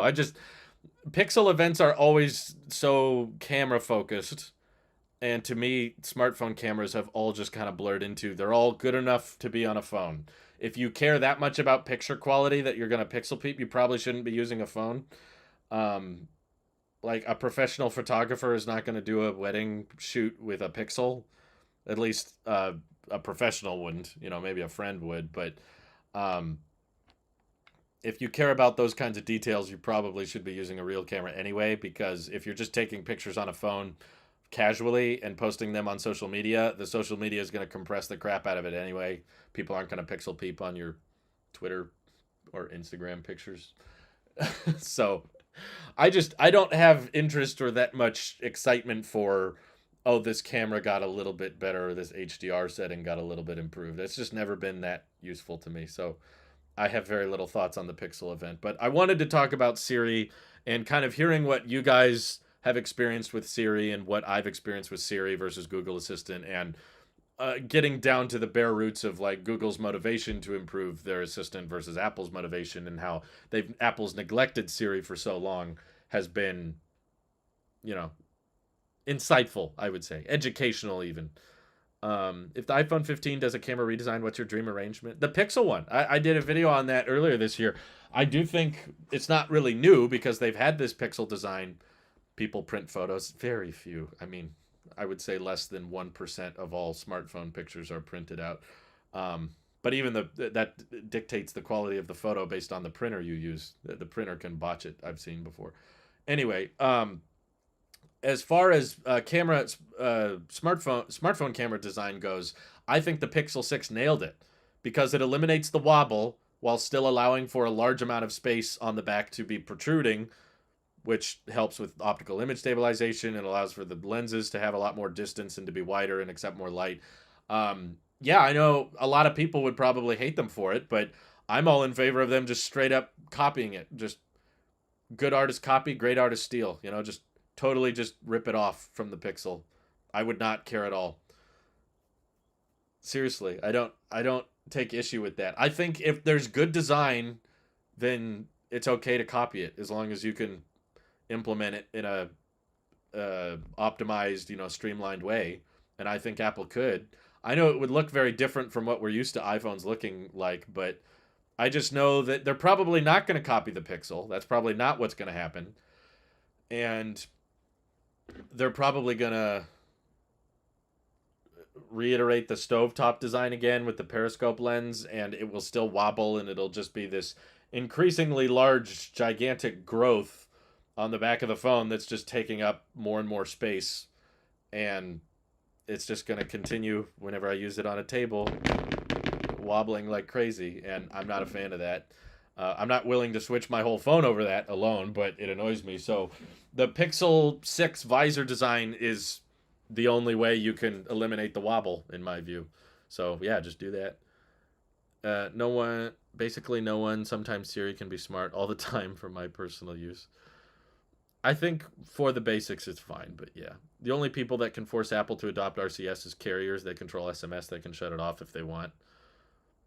Well, Apple has very close ties with the carriers, so if Apple's not interested in supporting it, then I don't see why the carriers would be.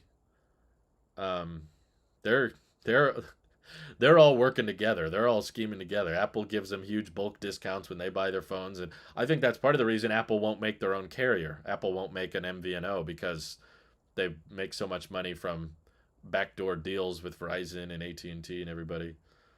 Yeah, the camera is basically a tumor in iPhone design, yeah. And the Pixel 6 has the prettiest tumor. That's pretty much it. I have not received a notification to update to software update 16. I usually wait for the kinks to be worked out. Your opinion?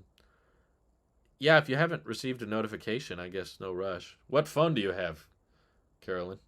You might not. If you're on an iPhone 7, you'll never get the notification. But yeah, I guess other people have been saying it's been pretty buggy. I'm still on the developer beta, which this has happened several years in a row now. Usually the betas end up being more stable than the public releases, which I find funny. I don't know why, but it's happened more than once.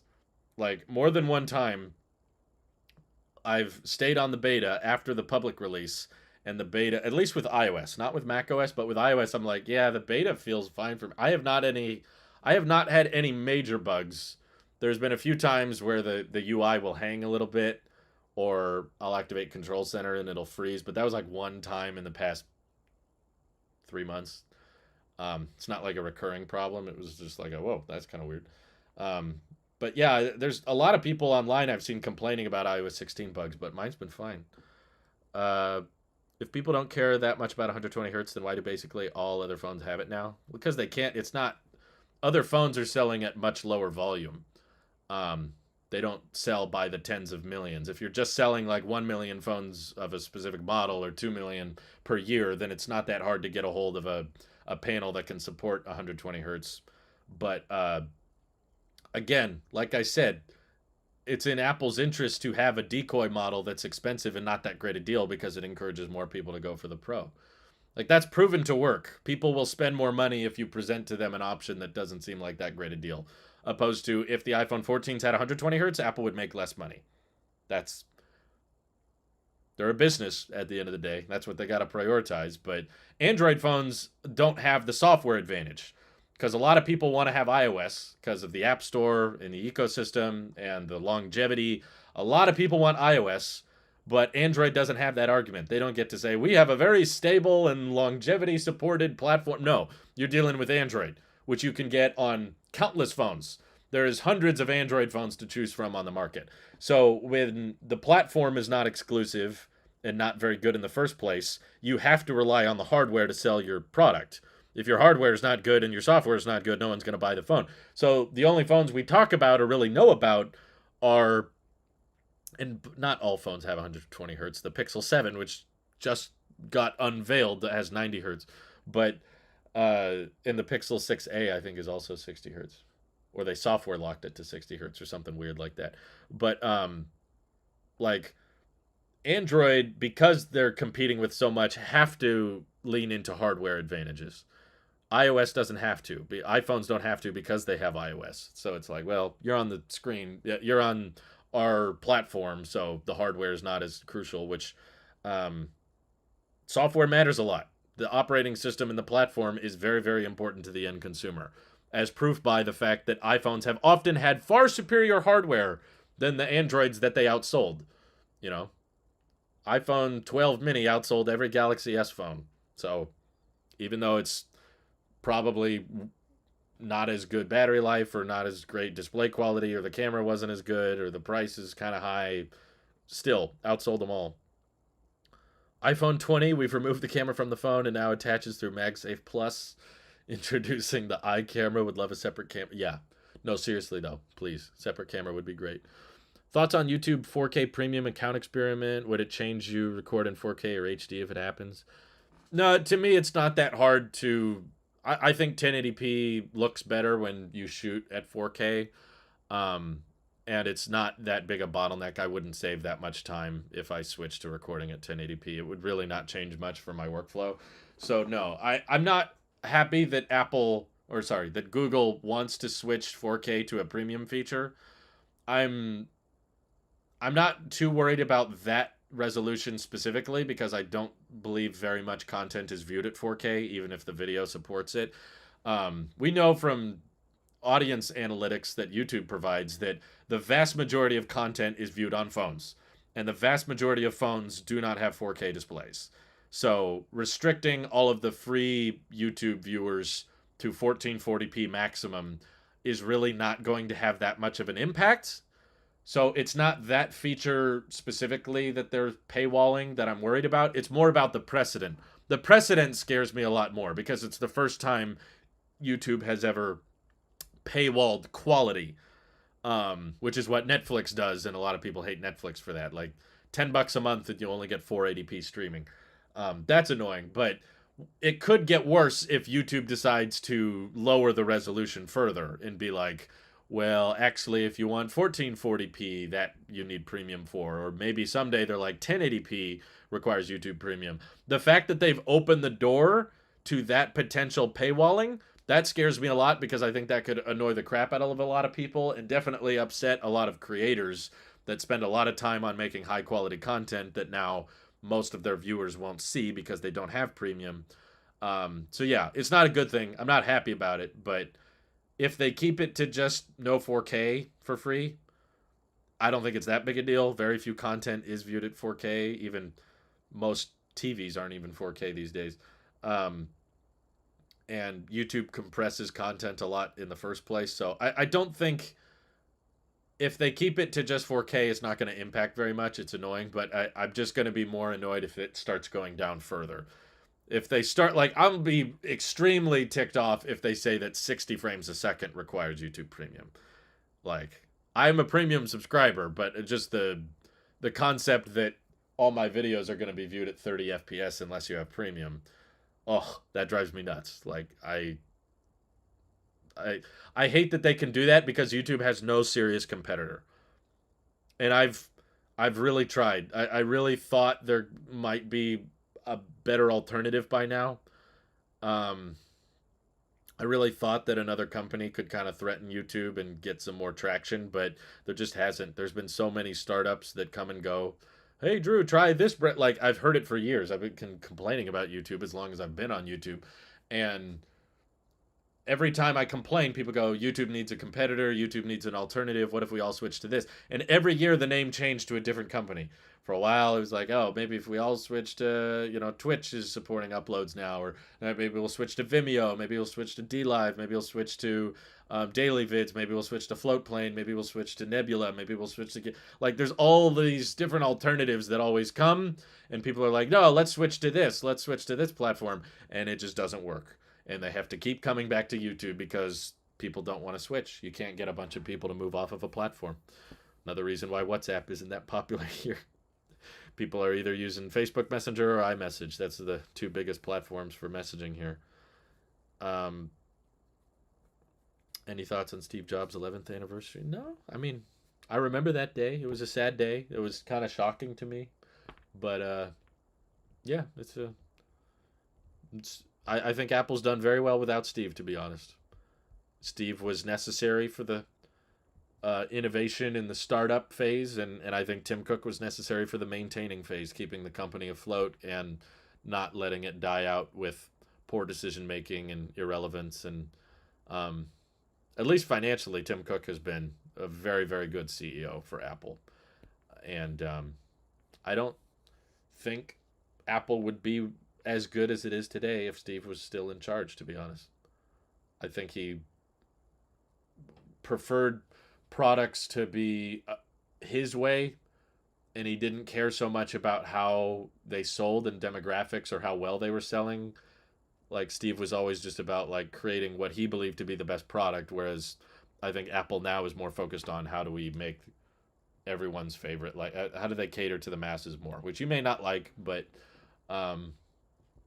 I still think Tim's done a great job. But Apple hasn't really come up with anything new since Steve Jobs left. I don't agree with that. I mean, AirPods were pioneered, and I mean, you could argue nothing like the iPhone, but there were smartphones before the iPhone that had multi-touch displays. It's not like the iPhone was the first smartphone, and it's not like the iPad was the first tablet.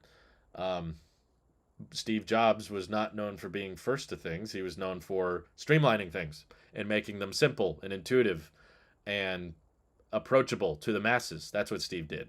He didn't innovate. He didn't come up with new hardware that had never been done before. It was iteration and implementation of lots of pre-existing technologies into something that everybody in the masses could get on board with. And that's still what Apple does.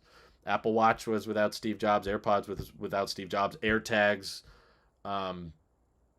There's so many new tech. ECG on a watch now. The health benefits in the iPhone 10 design and was pretty groundbreaking for the time, and how many changes they implemented in face biometrics.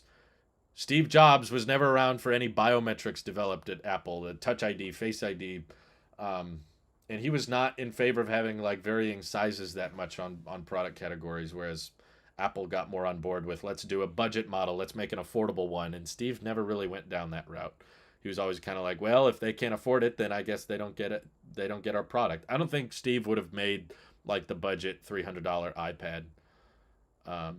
Smartphones before the iPhone was pretty rubbish. Likewise, tablets before the iPad. I agree. Same thing with smartwatches and the Apple Watch. Same thing with wireless headphones before AirPods. I'm saying, like, Apple, same thing with geo-tracking devices before AirTags. There's all kinds of product categories that Apple mainstreamed and made them approachable and easy and intuitive, and that's the same thing that Steve did with the iPhone and the iPad.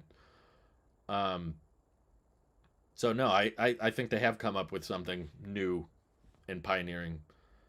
Do you agree that watchOS lacks apps? I know there's only so many apps a watch can have, but after purchasing my Series 8, I was a little disappointed in how quickly I scrolled through the entire store.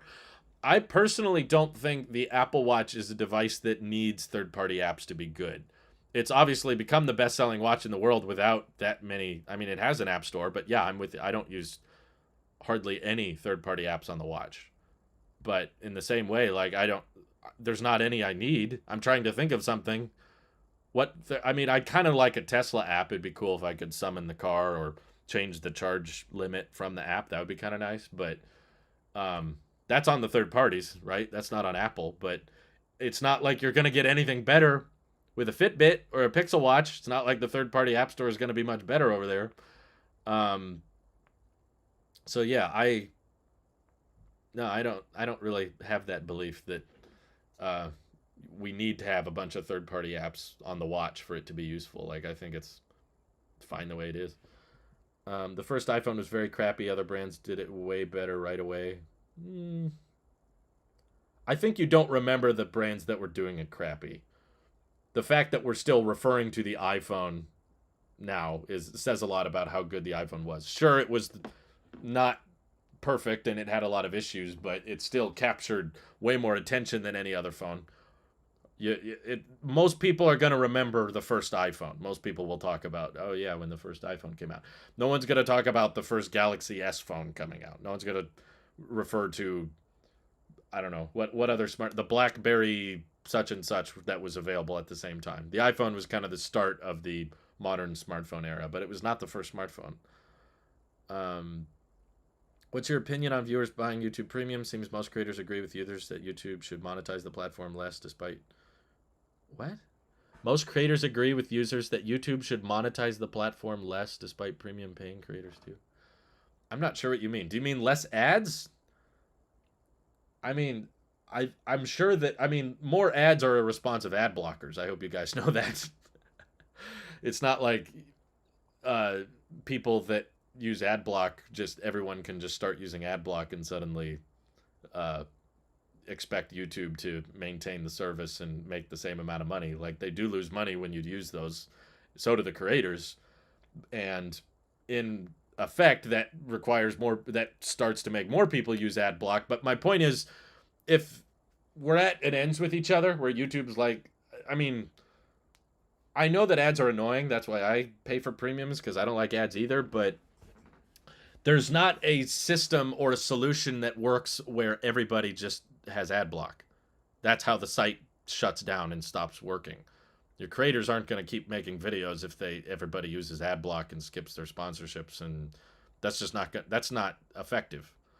That's not going to work. Whereas there is a solution to people either putting up with ads or paying for premium. That way YouTube can maintain the site, creators can get reimbursed so that they can designate more time and money and energy into their videos. There's not a solution that works when everybody just gets on ad block. So it sucks, but I don't think that means we should just pretend that the rules or the system doesn't apply to us. I mean, it's the same logic as saying, you can you could pickpocket a candy bar from a 7-Eleven. 7-Eleven's not going to go bankrupt, sure, but if it becomes a recurring problem and enough people do it, then they're probably going to raise their prices. Same logic with YouTube. Is the 4K lock official now, or people, why are we talking YouTube again? Well, I'd talk about whatever people bring up in the chat, but that was brought up. And yeah, I guess they're testing it, and it's probably going to be rolled out to everyone eventually. If you could add one feature to each of Apple's OS platforms, what would they be? Just one? There's so many I could think of for iOS, but I would love to kill pop-ups. That was my big request for iOS 16, and Dynamic Island kind of addressed it, but I don't like the idea that you have to buy a whole new phone for a software feature that they could easily add to other phones. But I don't want the low battery message to pop up and deactivate the whole display. If you watch creators that aren't monetized, though, there's very little of creators are unmonetized, to be fair. But Anyway, yeah, like pop-ups or like settings or low battery one, that kind of stuff I'd love to go away, just become a drop-down notification. um Watch OS, I would love third-party watch faces. I still don't understand why they haven't done that yet. I honestly think the third-party app store of watch OS is more useless than a third-party watch face store. If like any company could come up with their own Apple Watch face and you could buy them, or just download free ones and maybe they unlock certain features. Like, I feel like way more people would do that than apps. There's not that many apps that third parties come up with that are useful on the watch in the first place. So watch OS, it would be third party apps for sure. iPad OS is such a big mess. The only thing I can say is dual booting. I wish I could put Mac OS on the iPad. I think that would solve like 99% of people's issues with the iPad. And Mac OS, well, this is applies to everything, but especially Mac OS. I would love a charge limiter because optimized battery charging is still super unreliable for me. Like, there's certain times where I want it to go up to 100% and it starts discharging down to 80%, and then I have to go up into settings and hit charge full now. There's other times where I want it to be stopped at 80%, but it goes all the way up to 100. And even though I've had the laptop for almost a year, no, this will be a year this month. It's almost a year old. There's still times where it doesn't understand my charging habits. And Apple insists that optimized battery charging will learn your charging habits, but sometimes our charging habits are unpredictable because we have jobs that are not, have the same hours every day, and sometimes we go out longer than we intend to. It would all be solved if Apple just had a built-in charge limiter. And I've tried Al Dente, and it was buggy, and it would crash on me, and the battery percentage wouldn't match what I told it to. So it doesn't work when the Mac updates either, which cause problems. So I don't I don't trust optimized battery charging. Doesn't work that reliably for me. I would much rather just have the phone or have the phone watch any device, really. This applies to any Apple product with a battery. But yeah, if they just built in a little, Tesla has a charge limiter on their app, and it's so simple. It's so basic. There's just a little tab with your battery percentage and just a little dot. There's just a tiny little dot, and you just drag it to the charge limit. And if I knew that my laptop was going to be plugged in, not going anywhere for a month or weeks at a time, then I would set the charge limit to like 50% and just let it stay there. But if I was in an emergency or I knew I was going to need it out in the field for a while, I would just send it all the way up to 100% really quick. It's not like Apple probably thinks that's too much control, and that would be too weird to let someone control the percentage. But I think there's a really simple and intuitive way to do it. Just copy the way the Tesla does it. It's really not that. I don't think it's that nerdy or geeky of a thing. You can bake it into system preferences so that if they don't open settings, they never see that option in the first place. So, is there anything else? tvOS. What would I change with tvOS? I guess just fix that bug so where I say play this, it plays from where I continued watching instead of starting the whole show over again. That's about it. All right, Demetha Fernando, thank you for the super chat. With the Apple Silicon Mac Pro around the corner, should I buy wheels for my Intel Mac Pro? Probably. I think that's a great financial idea. No, please don't. My iPhone is always at 100% because of CarPlay during work. Optimized battery charging has never realized I don't need 100 in that case. Yeah, same thing here. Now that I'm charging my phone in my car, just goes to 100% every time. Optimized battery charging still sucks. It doesn't understand my habits. So, yeah, it's unoptimized battery charging. If you just baked in a charge limit to where I could leave it at 80% all the time or lower, because my battery life is so good on this phone anyway, and then on rare circumstances where I need the extra battery life, I'll charge it up to 100%. That's all I want. I don't think it would take much. It would be a very simple line of code. It would be a very simple UI. And I would honestly use that setting a lot more than like adjust text size, and Apple lets you do that. Techie Animator, thank you for the super chat. Do you feel like Apple's design philosophy has changed in any way since Johnny Ive left the company? Yeah, absolutely. He's always been about trying to make tech more minimal and less obtrusive and less stand out. And to just, I would say Johnny was innovative, but not necessarily always in a good way. You know, he really was pushing for the butterfly keyboard and for Apple to go all in on USB-C and no other ports. and, making things thinner, lighter.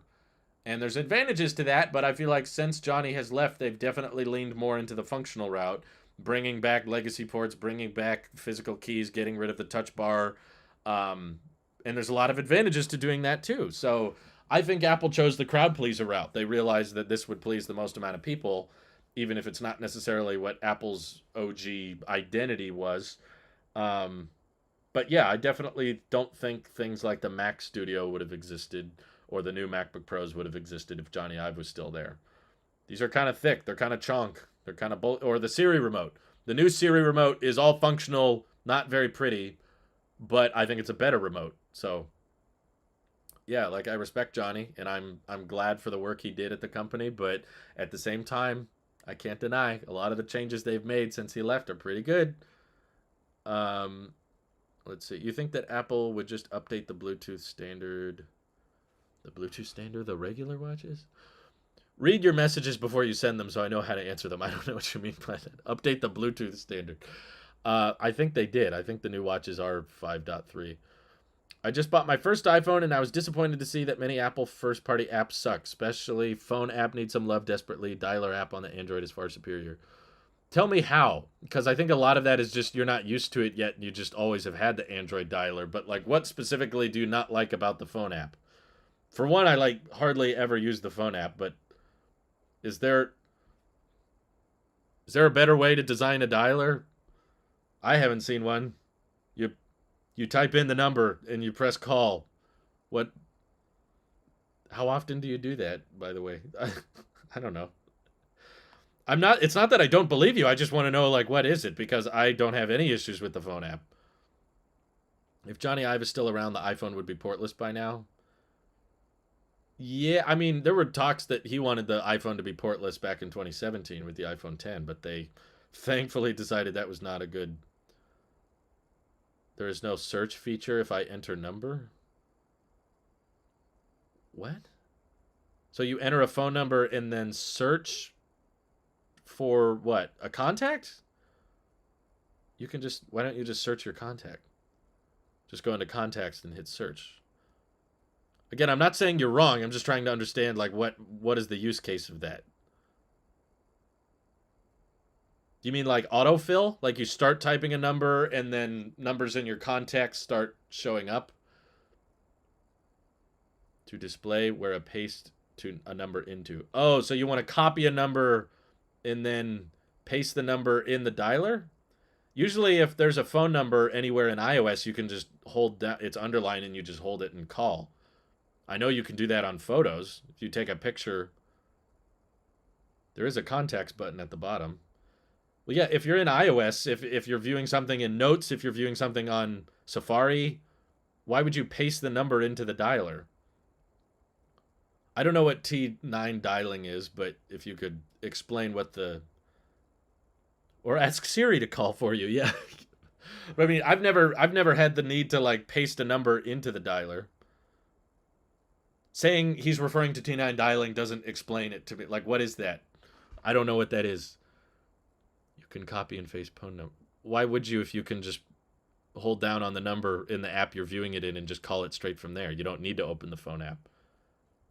I mean, I'm not going to show a phone number, but like if you're viewing a link, like if you're in Maps, let me show a phone number or something that like if I pull up I don't know, McDonald's or something, there's a phone number right there. You can just tap the phone number and it'll call. Why would you pick but I can't understand why you would paste the number. Why wouldn't you just tap it? Old school. Press the number on an old phone multiple times to get a letter. What? You're on a smartphone. Why do you need to press it multiple times? There was a reason, but can't remember now. Is the way you used to type an old. Yeah, what? Ever since we abandoned physical phone keys, we don't need that anymore.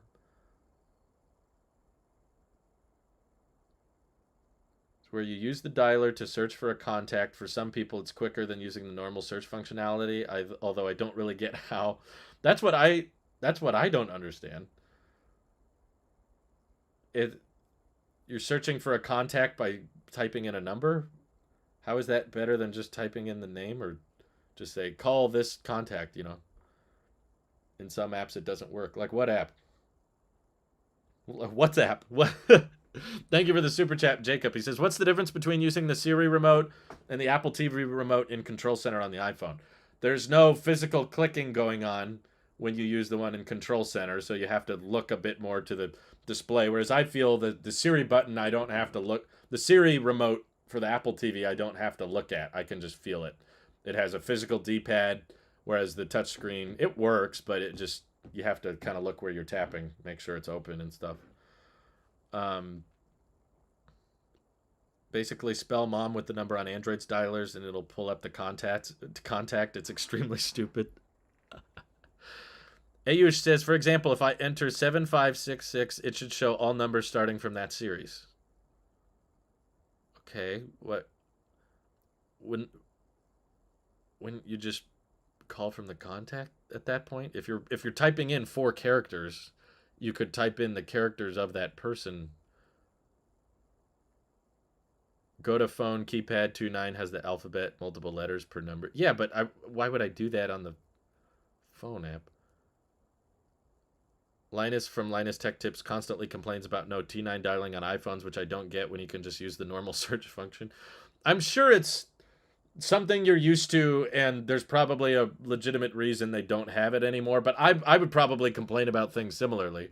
Like when I go to Android, I complain that is missing something I'm used to on iOS, and then people say, oh, well, if you're on Android, you don't need to do it that way. You can just do it this other way. So, I don't know. I would just not search for a phone number by typing in 4 numbers. Honestly, I don't even think about phone numbers anymore. Like, I don't know half of the... Like 90% of the people in my contacts, I don't know what their phone number is, so I would never search for their number via their phone number. I would just search their name. Honestly, I usually call people through iMessage. I'm texting people a lot more than I'm calling them. I would open the Messages app, find the person, tap on their name, and hit call. That, to me, that would be much faster than going to phone. Otherwise, I'm loving it as a whole. Well, I'm glad you're loving iOS otherwise, but I'm sorry that part is annoying you. But this is why I like live streams. I try to understand people's perspective. Do you think that Android is doing a lot better than iOS in software? No, quite the opposite.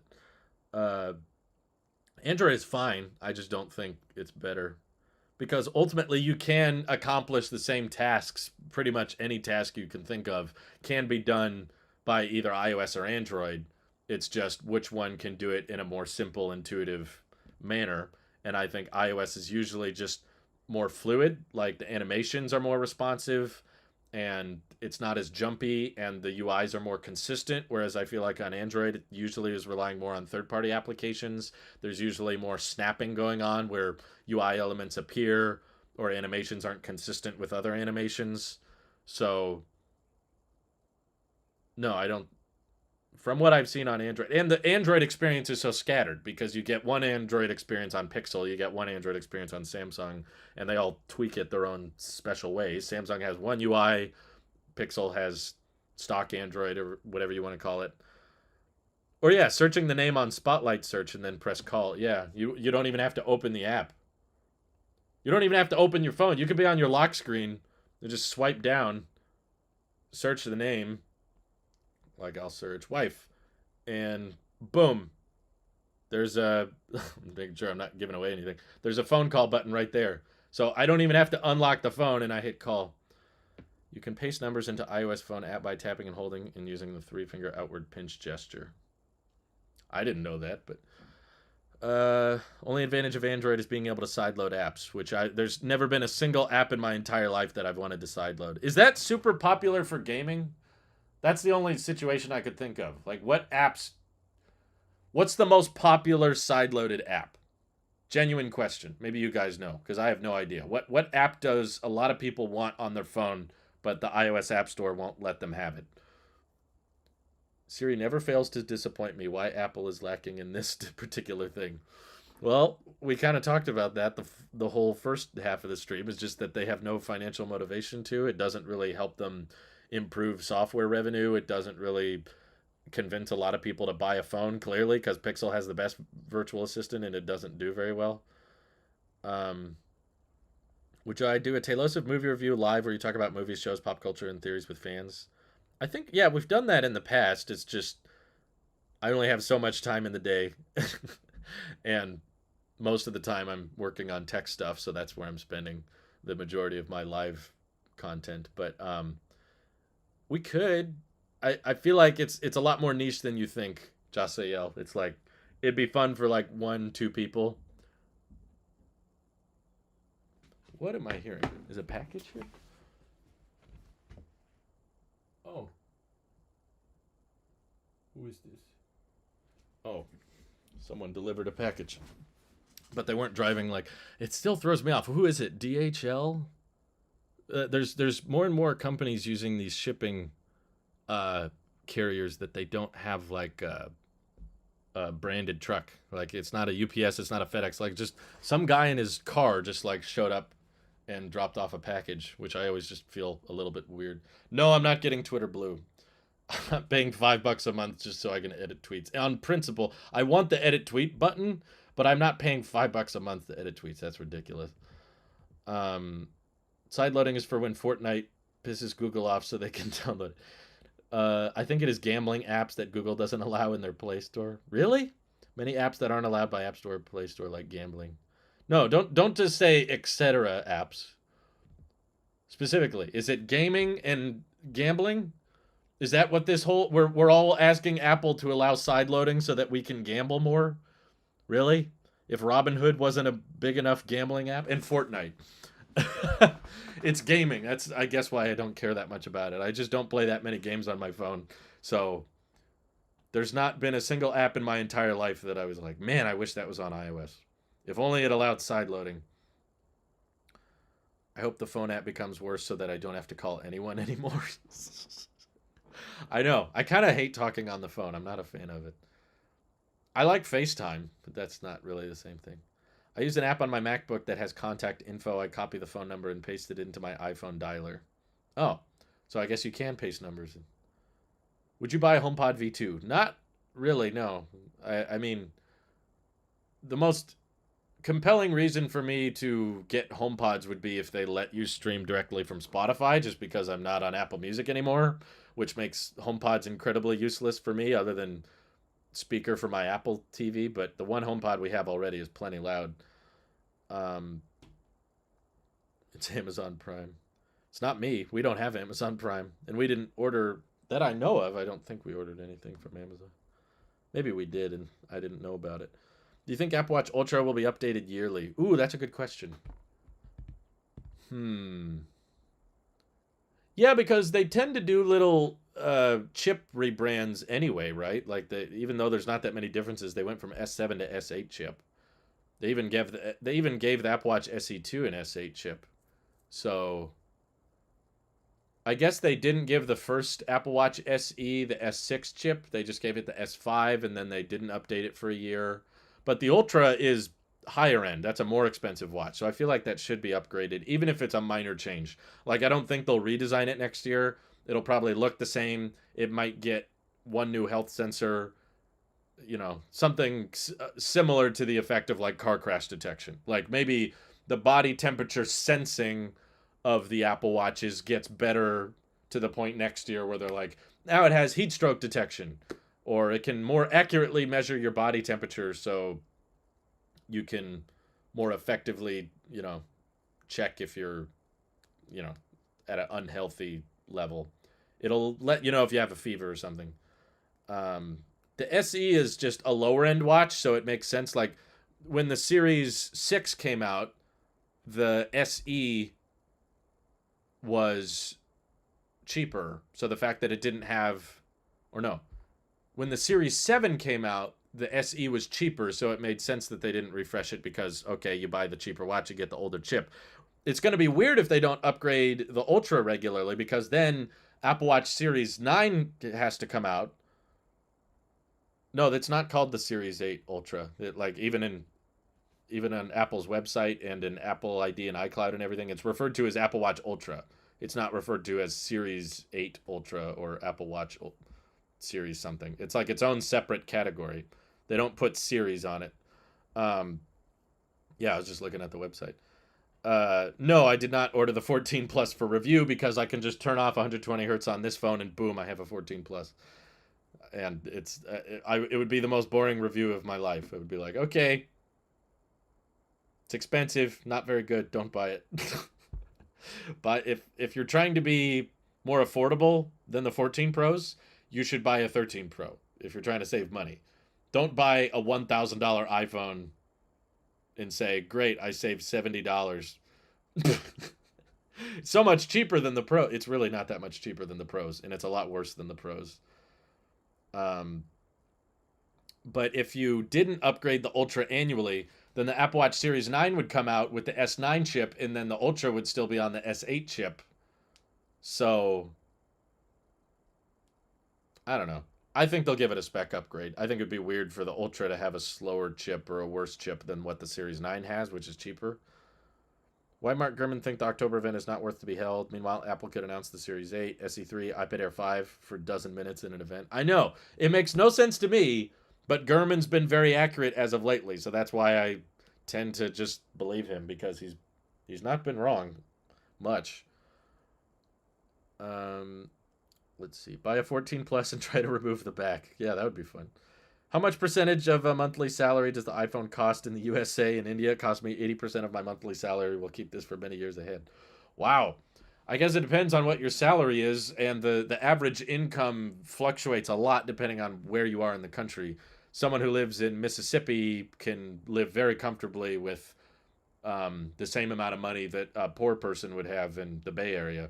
So some people probably make around $1,200, $1,300 a month, depending on where you are in the country, and then the iPhone costs $1,000 maybe. So, I don't know which iPhone you're referring to, Ayush. If you're referring to the Pro, the regulars, or the SE, just depends. There's so many variables to that. There's not an easy answer. Anywhere from 2% if you're living in a high income area to 80% if you're living in a low income area.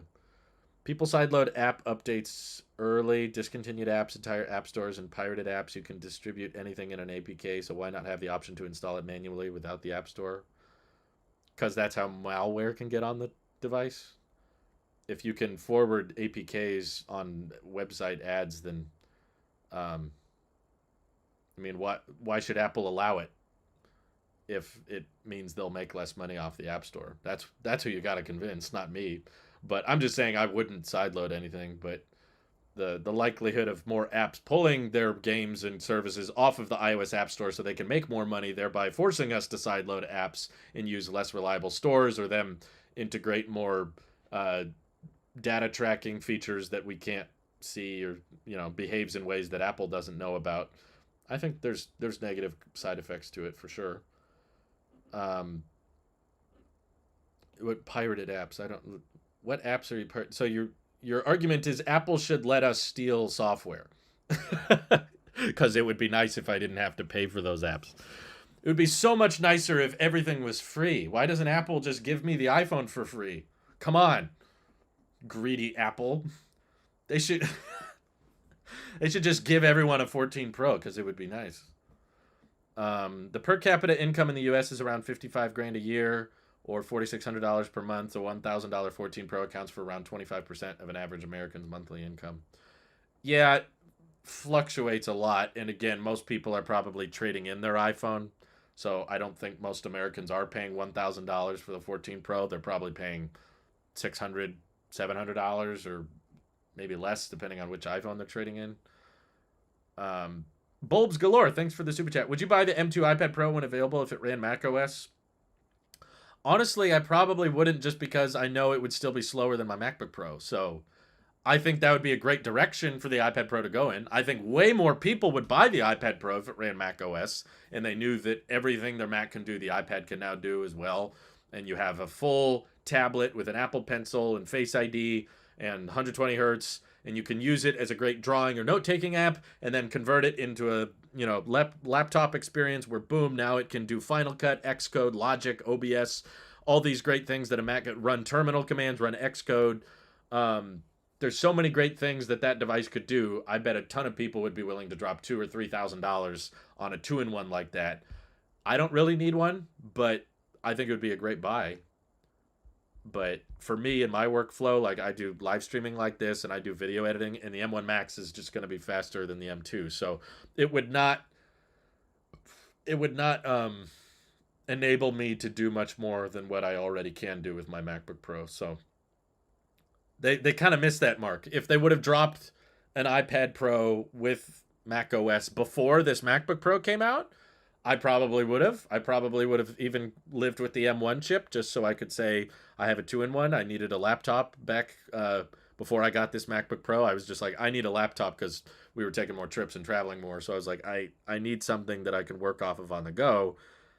And M1 chip probably would have been fast enough. But yeah, I think it's not for me, but it would be for a lot more people than what the M2 iPad Pro is currently going to be good for, which is just, I guess, people that want to take notes on a nice iPad and are willing to spend $1,500, $2,000. Yeah, we are still expecting an M2 iPad Pro this month, though. Yeah, there's still. Mark Gurman is saying it won't be at an event, but it will probably. We'll just wake up in the morning and they'll drop it. Maybe tomorrow. Who knows? Can we use average consumers don't care argument for the reason why iPad Pro still sucks in some subjective way? Well, I just feel like average consumers don't buy the iPad Pro. The best-selling iPad is the budget one. The iPad Pro is not for the average consumers. I mean, there's probably some average consumers with a lot of money to spend that buy the iPad Pro, but I feel like that's not who's speccing out 1 terabyte, 2 terabyte iPads is average consumers. Shouldn't the iPad remain as a tablet experience? If so, why give it a keyboard and a trackpad? Why give it Thunderbolt? Why give it 2 terabytes of storage? Why give it an M1 chip? Why are you putting laptop chips in a tablet if it's supposed to remain as a tablet experience? If the iPad is supposed to remain as a tablet experience, then it never should have gotten a smart connector, and there should basically be an iPad mini and the budget iPad, and that's your tablet experience. As soon as they attached a keyboard and a trackpad to the iPad, that's where my mind changed. Before, I used that argument. The iPad's not supposed to be a Mac. It's supposed to be a tablet. It's a touch operating system. Once they rolled out a way for you to only use the iPad with a keyboard and mouse, I was like, what's the difference? You threw out that logic as soon as you gave it a keyboard and mouse. It's a screen that you're looking at, and you can control it with a trackpad and a keyboard. The touch screen is now completely optional. So then why should iPad OS be mandatory if the touchscreen is optional? That doesn't make sense to me. Other than pro apps, what would you want the iPad to do? Everything my Mac can. That's the point. If it's the same chip as my Mac, I want optimized battery charging. I want the terminal commands. I want the Safari extensions. I want the OBS. I want multiple microphone input sources. I want external video capture devices. How come I can do continuity camera on my Mac but not my iPad? Why is that restricted to the Mac? You could totally do it on the iPad. There's no reason the iPad can't do that, but they just chose not to give it that. There's so many things. Like, I want a calculator. I can't believe the iPad's been around for 12 years. There's still no calculator app. At least Google with the new Pixel tablet, they acknowledge that it's only good as a smart home accessory. That's kind of what tablets have been pushed into the corner to be good at, huh? I'll be proud if Apple can finally fix many iPadOS problems in the next 20 years. 20 years? Come on. Just my logic is, if you're spending that kind of money on a large screen Apple device and it has the exact same chip as a MacBook, there should not be... I have the same argument with iPhones. I'm consistent about this, for the record. My phone has the exact same chip as the 14 Plus. A15, 6 gigs of RAM, 5-core GPU. This should have action mode, and the iPhone 14 Plus should have ProRes recording. There's no reason those phones should be missing those features. Other than, I guess, Apple just decided not to add those because, I don't know, buy the new one. But also, if you care more about ProRes recording, you're actually encouraged to buy an old 13 Pro and not the 14 Plus. Or I guess in Apple's world, you're encouraged to buy a 14 Pro if you really want ProRes. But real talk, iPads don't have a calculator app. Macs do. So you could slowly and painstakingly assume that Apple is just going to add every Mac OS feature to iPad OS in its own unique tablet way. But the fact that it's taken 12 years for a calculator app and that's still not here means that I don't think they're going to be very quick on calculator, terminal, Safari extensions, or external video camera support, external microphone support. The iPad has like a barely working, half-baked version of external mic support, and they don't give you any settings. It just doesn't work. You have to rely on all these clunky apps that are not well optimized for the iPad because most of them are optimized for the iPhone primarily, and then they just kind of blow them up and tinker them a bit on the iPad. Um, yeah, it's I use keyboard and mouse on my iPad to run Windows Remote Desktop, but you don't need an M1 for that. Yeah, exactly. I'm okay with them saying, like, in order for dual boot Mac OS to work, you need an M1 chip, or you need the Pro iPad, or they could even say, because Mac OS and iPad OS take up a lot of storage on the SSD, I'm not saying it has to be cheap. You know, if I support Apple because I understand they're a business and they care about margins, like, I don't get really ticked off, or I'm I'm not in favor of it, but I don't get ticked off when Tim Cook says buy your mom an iPhone, because I'm like, well, that's kind of rude, but it's true. Like, why should Apple try to make the Android experience better? Like, they're just trying to make the iPhone experience better.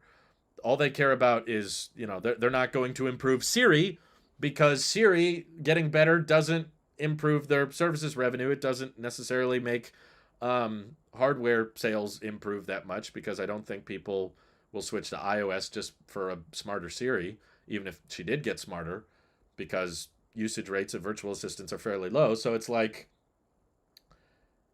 when Apple doesn't have the right financial motivation, they won't do it. So I don't think it would cannibalize Mac sales personally. But okay, let's say you're scared that if we bring Mac OS to iPad in any form, even just let's say only M1 chip iPads can dual boot Mac OS. Okay, even if that's true, I still think that iPads cost more than Macs. They don't have as good a battery life. They don't have the headphone jack. They don't come with a keyboard and mouse, like a keyboard and trackpad like the MacBooks do. And a lot of people just don't want a touch screen, you know, two in one. Some people just want a straight up MacBook for the ports and the battery life. So the people who want a two in one can buy that, and the people who don't want a two in one can buy that. I think they would coexist. But okay, assuming I'm wrong and they can't coexist, and Apple's worried that you'll stop buying iPads and Macs, then just put it on like the most expensive iPad, right? Like, say, in order for Mac OS to work to our standard of excellence that we expect it to on the iPad, it needs 16 gigs of RAM and it needs a terabyte of storage, because dual booting requires a lot more, I don't know, memory swap, or a lot more storage. So they could say you need a 1 terabyte iPad Pro or higher, or a 2 terabyte iPad Pro in order for it to work. I would be like, okay, that's good. At least we can justify those now. Like, at least there's a reason for people to buy those. Apple would sell way more 1 terabyte iPads if that happened. And because they don't have the same battery life or the ports as the MacBooks, they wouldn't be cannibalizing anything. Would you like it if Apple combined phone messages and FaceTime into one app like WhatsApp? It might get a little cluttered, but yeah, I'd be willing to try it. I think I saw someone do a concept. I remember watching a concept of iOS like 12 years ago, and someone came up with a way to combine FaceTime, iMessage, and phone, and it looked pretty clean. There's probably a good way to do it, yeah. So I guess I'd be in favor of it.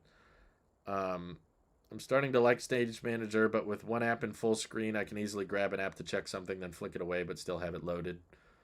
I'm glad you like it. I've tried it. I just couldn't get that comfortable with it, but the idea that it should be restricted to M1 iPads was baloney. Should Apple implement higher refresh rate for 15 and 15 Plus? At least it's higher than 60, despite the average consumers wouldn't care of it. Well, it's rumored to have the island. Well, you just answered your own question, AJ. What, should Apple implement something that most people won't care about? Probably not, especially if the job of those phones is to be the decoy models. I'm not joking about that. I hope you guys, it feels like you guys don't take me seriously when I say that. The point of those phones is to make the pros look better. That's the whole reason they exist. It's not because Apple wants them to sell really well. Introducing Siri Plus, only for $9.99. Siri is better at everything, but Wait, there's more. We are now offering Siri Pro, only $14.99. Yeah, there you go. That's how Apple would make Siri better, is if they turned it into a subscription. Oh my god. Maybe if they figure out artificial general intelligence, they can get that working. They would cost money, but Siri's like a person now. You can just casually have talks with her about politics or the world or finances or just it's like a human being that's a robot. The lack of a calculator, battery settings like optimized battery charging and battery health just goes to show Apple doesn't care about the iPad. If Apple doesn't care, why should we? Yeah, that pretty much Marngel pretty much just summed up my entire viewpoint of iPads. It's like, well, they're not trying, so I'm not gonna try. I I walked my wife out to work because she was leaving this morning, and I was gonna just eat cereal, but I wanted to catch up. There were some channels I watched, and they posted some cool videos, and I wanted to watch them while I was eating some cereal at the kitchen table. So I came in here to grab my iPad because I was like, yeah, you know, the MacBook's kind of plugged in. I have Magsafe Duo plugged into my MacBook Pro, and my MacBook Pro is plugged in with optimized battery charging. So I was like, I don't really feel like using the MacBook in this case because it's kind of big, heavy. So I just grabbed the iPad. I was like, I'll just watch YouTube on this. And I opened it up. It's dead. I forgot to even charge the thing. And once I saw that it was dead, and it's probably, iPads don't instantly boot up as soon as you plug them in. You got to plug them in, and the battery icon shows up, and you got to wait like 5 minutes. So I was like, okay, I'm going to eat breakfast in there, but I want to watch these videos, and I don't feel like just watching them on my phone. So I was just like, you know what? I just unplugged the MacBook. It's only 2 cables, big deal. So I unplugged MagSafe Duo, unplugged the power, and grab my MacBook and use it in the kitchen. And it works great. Speakers are fantastic. Display looks great. Bigger than the iPad, and it's fine. It's maybe we're coming up on the 1-year review. I should probably do a 1 year later video. Oh, Hasehel asks, how do I become a channel member? It's the first. It should be the first link in the description. You have to do it on Safari. Unfortunately, Apple makes it hard for them to do it through the app. If you're on Android, it will be next to the subscribe button, but most people watching are on iOS. Why do all these virtual assistants are so limiting even though we have GPT-3 level AI, they can have conversations mimicking humans? That's a good question. We can mimic human conversation pretty well with AI, but the virtual assistants haven't seemed to make that jump where they can understand context and pausing. Maybe Google Assistant's getting there, but still doesn't feel like it, considering we use it pretty regularly, and it still misses the point a lot.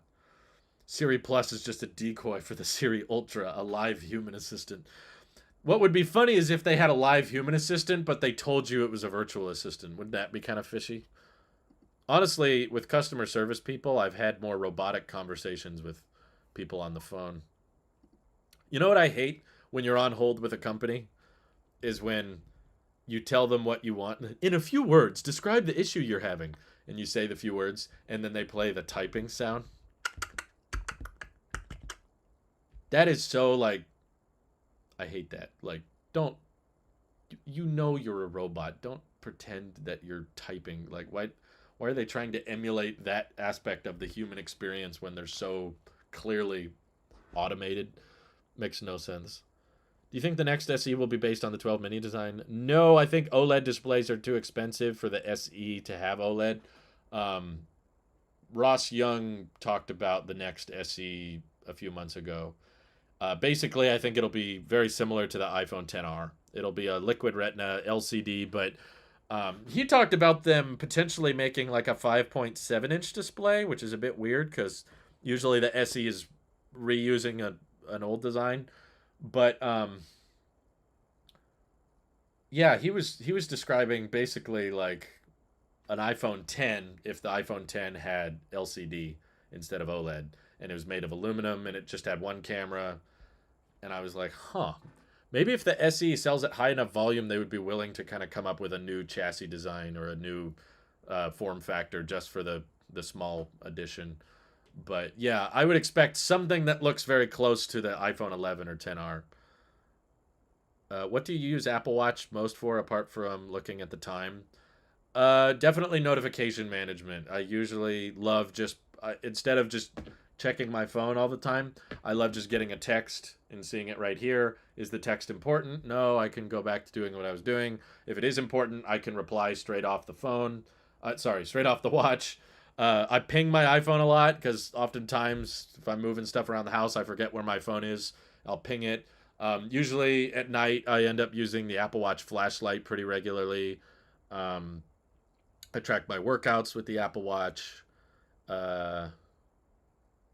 Yeah, it's just kind of good to have something quick and easy to communicate and keep in touch with people if you're getting a lot of texts. I check email too, just because I get a lot of emails, and I try to hit unsubscribe from as many of these companies that I don't know how I get these newsletters, but I think a bunch of companies somehow just find my email because I have a tech channel and they just start bombarding me with these sponsorship things. But some emails I read are kind of important and I need to know about.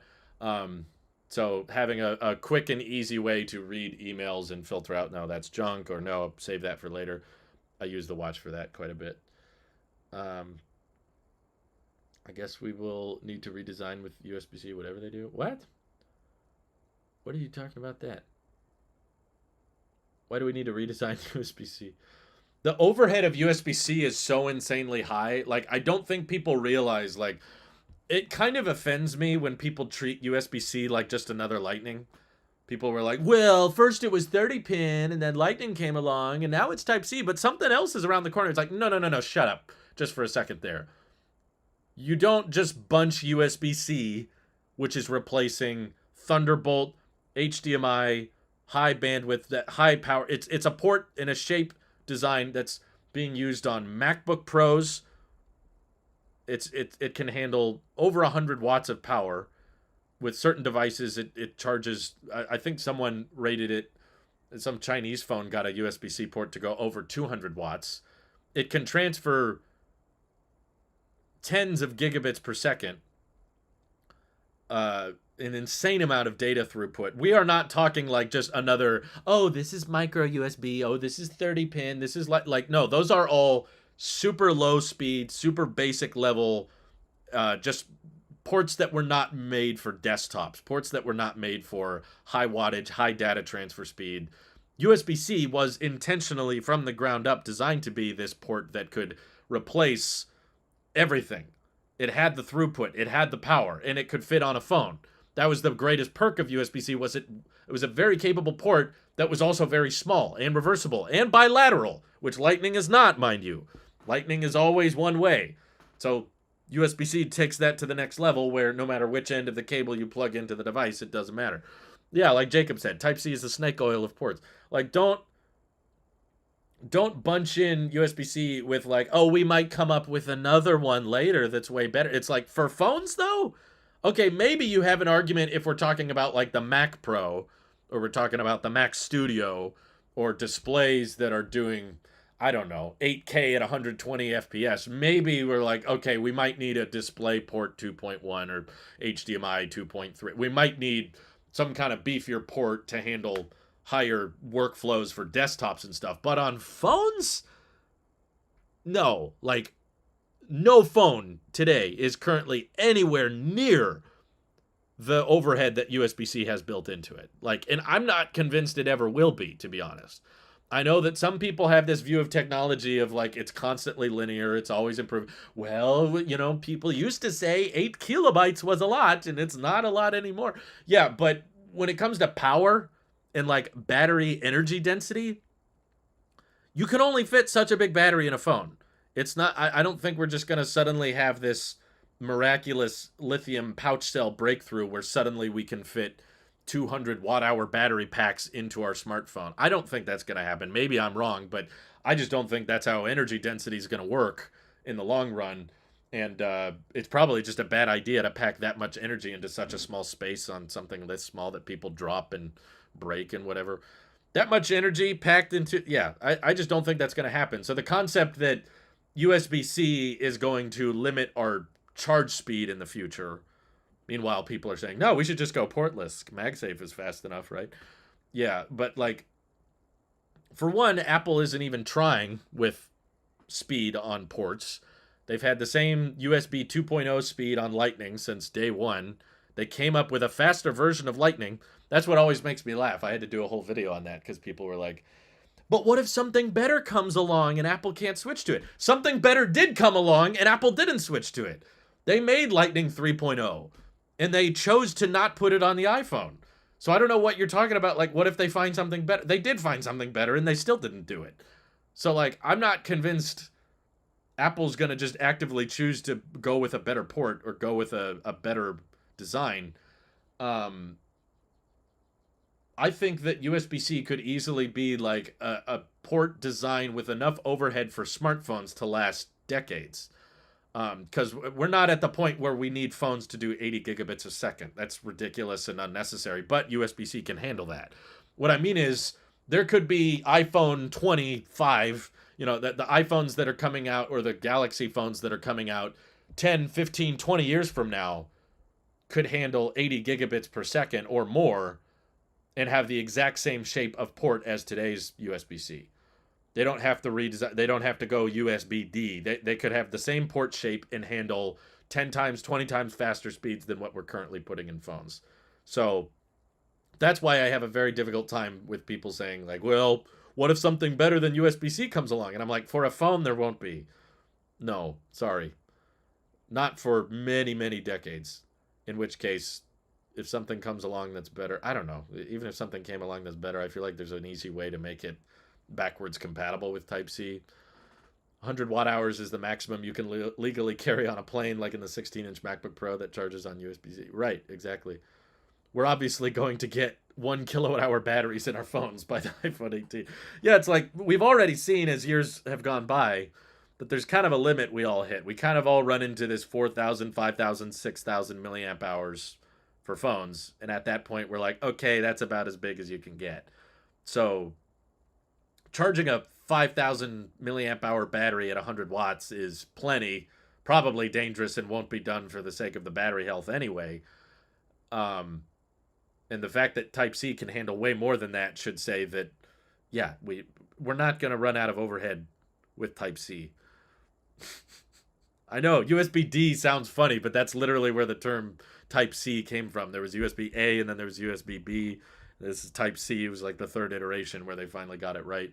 USB-A and B were so terribly designed, but USB-C, it's like, okay, we finally got something that can do everything, but we can't get everybody on board with it. Even Apple, who worked on the design of Type-C, can't get on board with it, which drives me nuts. Kills me. I could use USB-C to Lightning to turn Androids and Nintendo Switches into USB chargers for iPhones. I don't think it works that way, but okay, go for it. Even if the iPhone 15 had USB-C, I will continue to use the Magsafe since I've been enjoying that. Yeah, me too. I pretty much only charge my phone inductively, but I still think if you're going to have a port, it should be Type-C. That's the best port. So if you're going to have one, choose the best one. I wish the EU would have mandated USB-C for laptops too. They did. If you read the law, that goes into effect in 2026, I think. They require all laptops that are taking... Is that what it said? I didn't see that part. But Katrina says that all laptops that are going under 100 watts are required to have Type-C. But even the laptops that don't have charging over... what's it called? 100 watts. They probably have Type-C already. Like, Apple uses Magsafe 3 to charge at 140 watts, but there's still 3 Thunderbolt ports on it. People are more upset about the precedent of forcing Apple to adopt a better port standard than Apple keeping an outdated port. Yeah, I mean, they're more upset at why it's being enforced, but I think they should... I'm more upset at Apple than I am the EU. I mean... People keep saying, what if in the future they force Apple to do that? It's like that. Okay, but they're doing this not because the EU thinks it would be nice. They're trying to prevent e-waste. They're trying to make a standard so that we don't have to fuss around with who has the iPhone charger, who has the Type-C charger. Standardizing ports is something that government just do. Like governments mandated standards for like electrical outlets in their own countries. We didn't want a bunch of different outlet designs. So when you buy a lamp, you don't have to worry about, can it plug into my outlet at home? There's a standard that the government instigated. There's rules on brake lights and car designs and wheels and roads, and there's certain things that governments are supposed to standardize. It's not just a personal preference thing.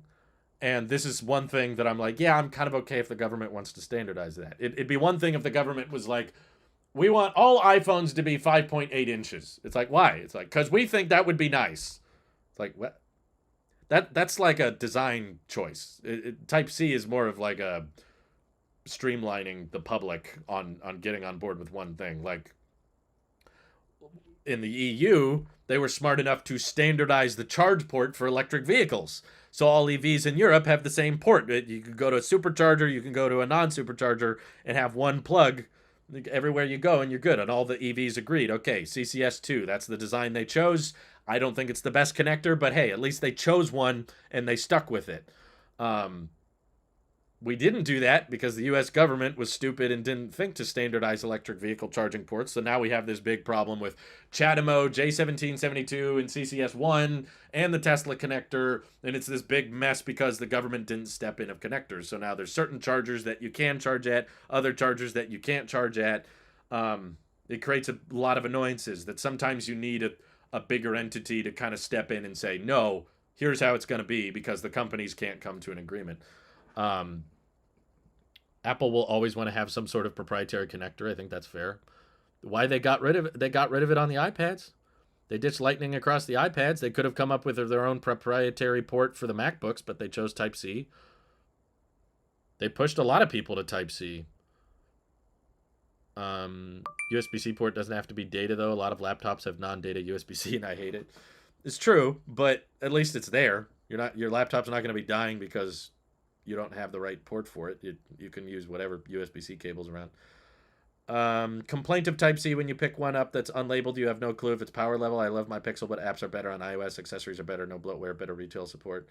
Yeah, I agree with that. Thank you for the super chat, Marine. But they are changing that. I think they had rolled out a new thing where new USB-C cables are showing their capability. But the difference before we had that was the port just didn't fit. Now that all the ports fit, people are complaining that not every cable does everything, but at least the port fits. So, okay, even if the cable doesn't do high data transfer, at least it will power the device.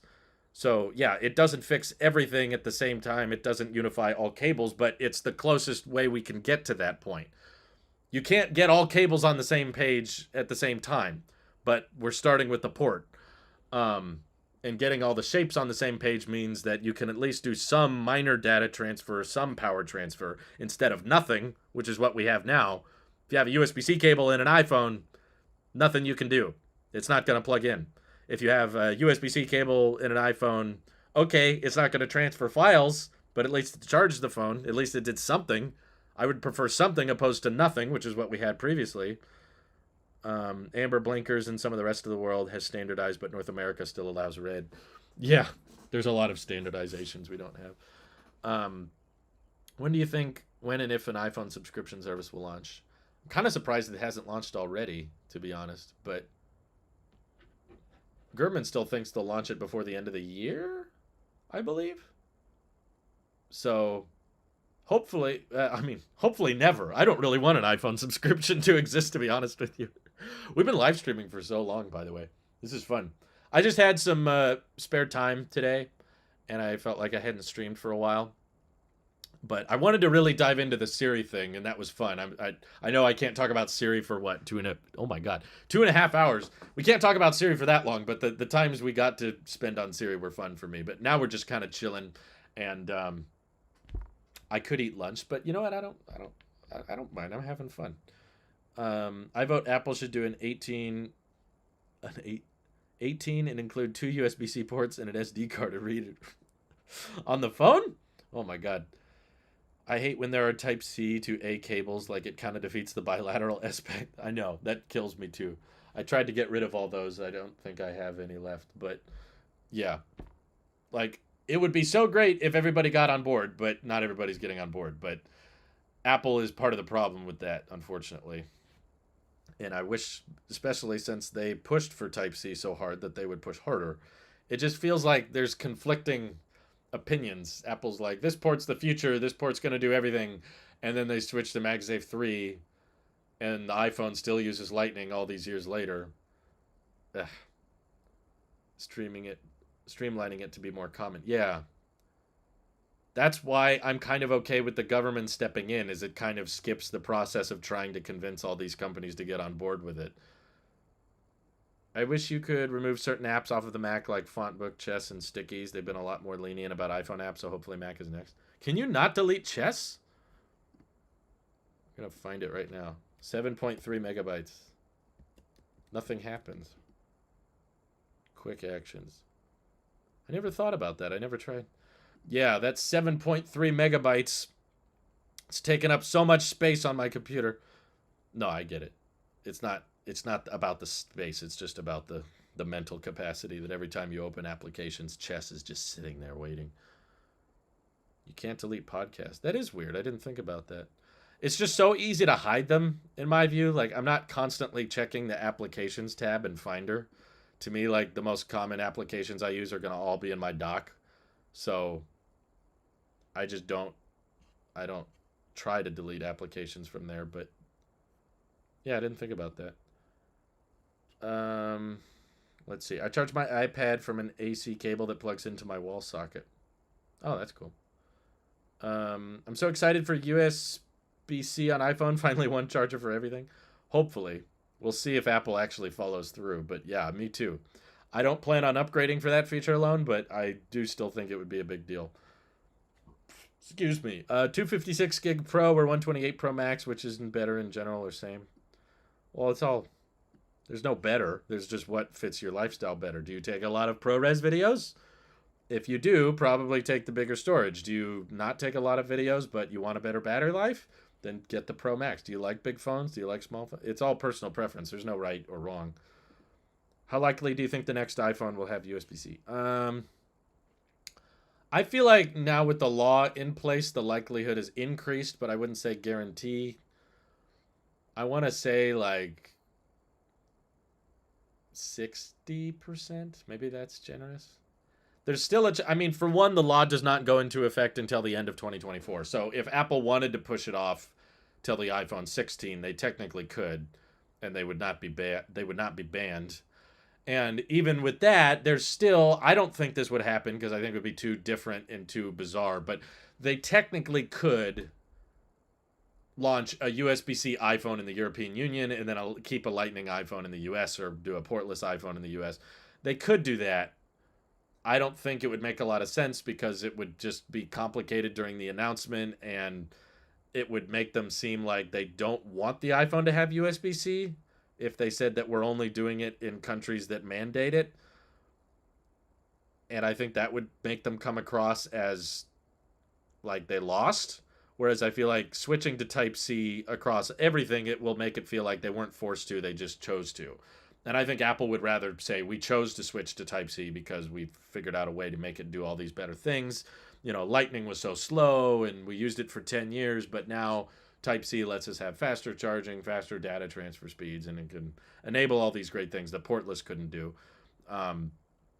So I feel like marketing-wise and product announcement-wise, it would make a lot more sense for Apple to just switch to Type-C next year, but there's still a chance they won't if they're really angry about it and really don't want to do it. So that's why I guess I would lean towards the like higher than 50%, but I won't say it's like 90% certain that it'll happen next year. The year after, much more likely, because at least in the EU, because it sounds like that'll be a requirement. And they'd be in big trouble if they tried to go portless in the EU. That would just tick off the whole European Union with, oh, you don't want e-waste? We're going to make everything e-waste now. That would just be rude. Does iPhone 13 Pro also get improved cinematography mode with iOS 16 or just the latest Pros? Why so? I don't know what you mean by cinematography mode. Do you mean cinematic mode? If by cinematic mode, the answer is, I guess Apple claims you need the A16 chip to do 4K cinematic mode. And no, the 13 Pro does not get 4K cinematic mode. But honestly, I've recorded videos on the 14 Pro with 4K cinematic mode and 13 Pro 1080p cinematic mode. They both look pretty good. And with YouTube compression being a thing, I don't think most people will notice in the first place. I'm confused why Apple says the 14 Plus has the best battery ever, but on their own website, the 14 Pro Max says it has more video playback. I think it's because the 14 Pro Max has an LTPO display, which means that the refresh rate can dynamically change. So that means if you're doing video playback, which is not an accurate battery test, very few people watch 29 hours of movies straight nonstop. Yeah, that's not a thing. But in the video playback test, the reason the 14 Pro Max would come out ahead is if you're watching a 24 frames a second movie, then the refresh rate of the LTPO panel would go down to 24 hertz. So it's consuming much less power than the 14 Plus, which doesn't have a dynamic refresh rate, which means that no matter what you're doing on the phone, it's locked at 60 hertz. So in that particular use case, the 14 Plus does not last as long as the Pro Max, but that's not a use case you'll find yourself in. On the same compare page, the 14 Plus is listed at lasting 100 hours of audio playback, where the 14 Pro Max is listed at 95 hours. So milliamp hour wise, they're both about the same. I think the reason the 14 Pro Max and the compare page will occasionally fall short is because they're probably testing it with the always on display on. So if the always on display is on, that's naturally going to consume more power than the 14 Plus, which doesn't have an always on display. I haven't seen the side-by-side battery tests yet. I don't know if anyone's done one. I'm not honestly that interested in the 14 Plus, but my guess is that if you turn off the always-on display on the 14 Pro Max, I think it will perform almost exactly the same, if not a little bit better than the 14 Plus. So I don't think the battery life is going to be that drastically better on the 14 Plus. It might come out like a little bit ahead, but I don't think it'll be like a deal breaker. It'll probably come out like 20%, or not 20, sorry, like 20 minutes, 30 minutes longer than the 14 Pro Max, if the always on display is off. If you leave always on display on, which is not that efficient and consumes more power, then yes, the 14 Plus will probably come out ahead by 2 or 3 hours, but it's not really a fair comparison, right? Because the 14 Pro is doing something that the 14 Plus isn't capable of doing. So yeah.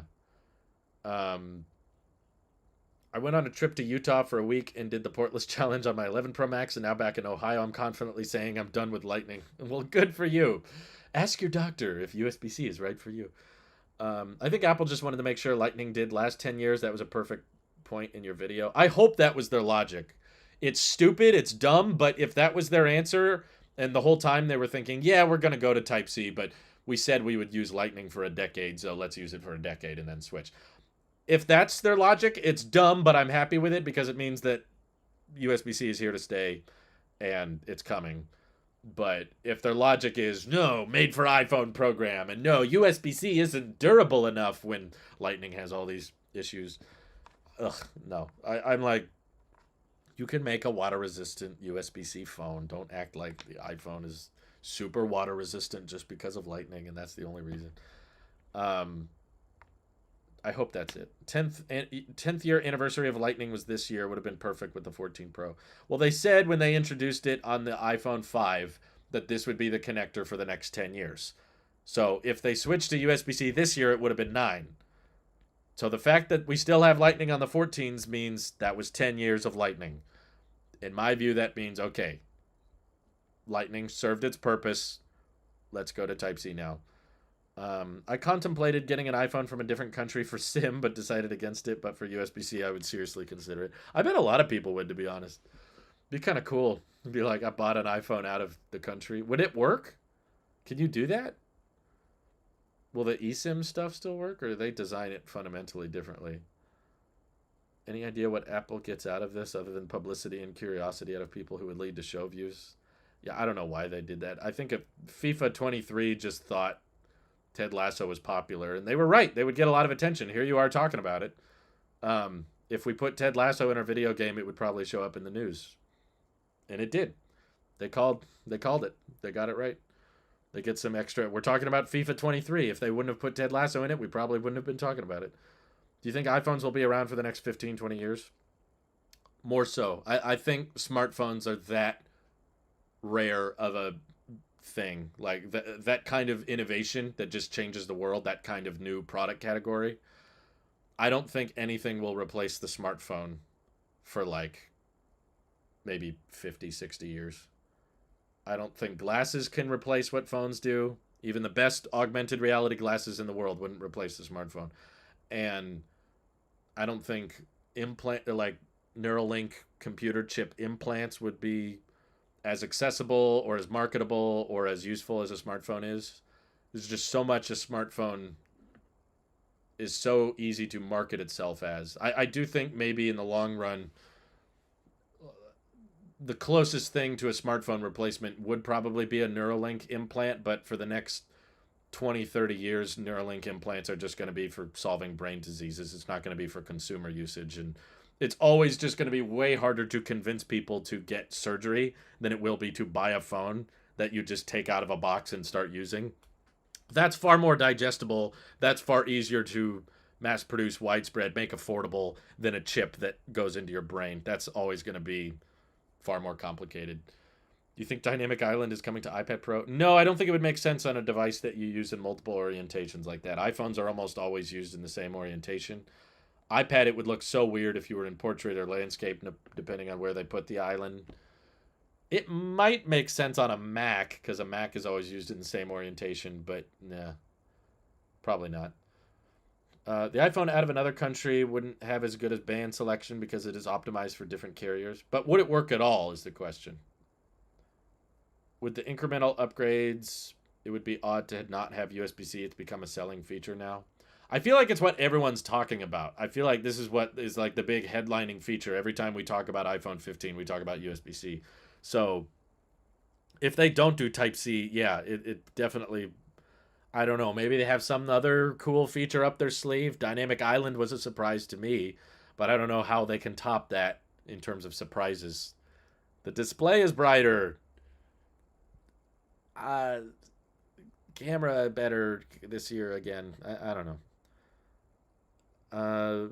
Let's see. Smartphones were in sci-fi movies long before they existed in real life. What replacements are in movies today? Not many. I mean, I don't think we should just base it on what movies think will be the future, but there was a lot of old movies that didn't predict smartphones would be that big a deal. Definitely, everyone thought flying cars would be a much bigger deal than they were. People thought, I'm thinking of Back to the Future 2, where they go to 2015, and everyone was faxing each other, and they had TVs playing four things at the same time, which is like, yeah, that exists, but you don't really do that. I mean, you kind of do it. You play something on TV and then you go on your phone. But yeah, I mean, smartphones weren't that close to what actually ended up happening. It won't work with millimeter wave. Yeah, I've never used millimeter wave in my life. The phone from another country works. Well, that's good to know. Yeah, I think some people are convinced. I've talked to a lot of people that are convinced augmented reality glasses would replace phones, but I disagree because of what we mostly use our phones for. For one, augmented reality glasses could not replace FaceTime calls. They could not replace the camera, which is, that's when companies unveil smartphones, half of what they talk about is the camera. You're not going to be able to take as good of pictures if you have to take the glasses off or try to line up your eyesight the right way. For one, their glasses, they're never going to be as good as a dedicated smartphone lens like this, so the camera quality won't be as good. The battery life of glasses will always be worse than phones because they're smaller, they're lighter, and they have to fit on your face. And because we put cases on our phones and they go in our pockets, we can protect them a lot more. Glasses, I think the biggest issue Apple's going to face with AR glasses is because glasses, in order to be comfortable, have to be lightweight and fashionable, but also because they're lightweight, they're prone to falling off. It's very common for people with sunglasses or even prescription glasses that they fall off and people step on them or they pick them up, and they need to be durable. It's just a really tricky equation to get right, and I think smartphones will just objectively always be more durable than glasses are, especially smart glasses that have electronics and lithium batteries inside them. Yeah, I know. You can run 4 YouTube streams. You can run 15 if you want. It's just you don't do that. In Back to the Future, they were making it out to be like a common thing. Like people just come home and put 4 TV channels on the TV and watch 4 screens at once. And it's like, yeah, I mean, you could, but not. You don't really do that. Um, Also, texting. A lot of people like to type and not talk. A lot of people like to just text with their thumbs and have something to interact with when they're at a coffee shop. They do this, typing, and it. The reason the Bluetooth earpiece did not catch on is because it was socially awkward. People in TV shows were looked at as jerks and rude because they had Bluetooth earpieces on. People that were just talking, they're like, "Oh yeah, yeah, I could do that," and they're just on the phone, but you don't know they're on the phone because it's hands free. It's like, yeah, that tech is cool and convenient, but it's not socially acceptable, and I don't think people with AR glasses typing on nothing. Like if you just projected the keyboard on your hands and you were just typing to nothing, you would look weird. You would look bizarre in public, and I don't think people would find that as socially acceptable. And also just like showing people things on your phone is really common. It's very, very popular for you see it with kids in schools, or you see it in public, and people find that I look at this picture I took, and they hold the phone to you. Oh, let me see that. Oh, that's cool. Yeah, nice. Or I found this funny meme. Look at that. Oh, yeah, that's funny. With the glasses, you're not going to be able to like easily quickly show someone that. Most of the time when I bring that up, people say, "Well, they will also have glasses, and you'll just have to like airdrop the picture to them so they can see it, or you'll have to grab it in your augmented photo library, the photo you took with your glasses." I don't know, like the camera positioning with your head is going to be way harder than just doing this and seeing. You want to frame it the right way, you want to angle it the right way. This has a lot. Your arms pivoting where the iPhone camera is a lot easier than just moving your head around. I think there's a market for it. I think there's a purpose to having augmented reality glasses. Like I'm not saying they shouldn't exist. I'm just saying there's there's not gonna they're not gonna replace phones. They will complement phones just like the smartwatch does. The smartwatch didn't replace the phone, but it added to the experience, made it easier. AR glasses will improve visuals, allow holograms, and all kinds of things, but I don't think they'll kill the need for a phone. Um, I would buy glasses just for more monitors and removing the notches on phones and Macs. Yeah, I could even imagine a world where with the glasses, you don't need a display on your phone anymore. The glasses projects the display onto the phone, so it feels like it. You could have zero bezel, and in picture could go anywhere, right? You want to leave YouTube, but you want to keep watching the video. You swipe up, and boom, the video is now playing next to your phone, or it plays on the wall. There's all kinds of potential with the glasses. I still think that would be a big deal, but I just don't think it would kill smartphone ownership. Um, can't you dual stream on Twitch? You can, but it's kind of complicated. You have to use a third party service, and then there's more latency, and it confuses the chat because I'm usually answering questions from one platform and not everyone's there. Twitch also discourages dual streaming typically, but I've done it in the past. It's just buggy. It just doesn't work all that well. Augmented reality glasses will augment the smartphone, not replace. Yes, but I still think there will be a brick that does things. Ultimately, I don't think the glasses will ever get battery life as good as the phone will.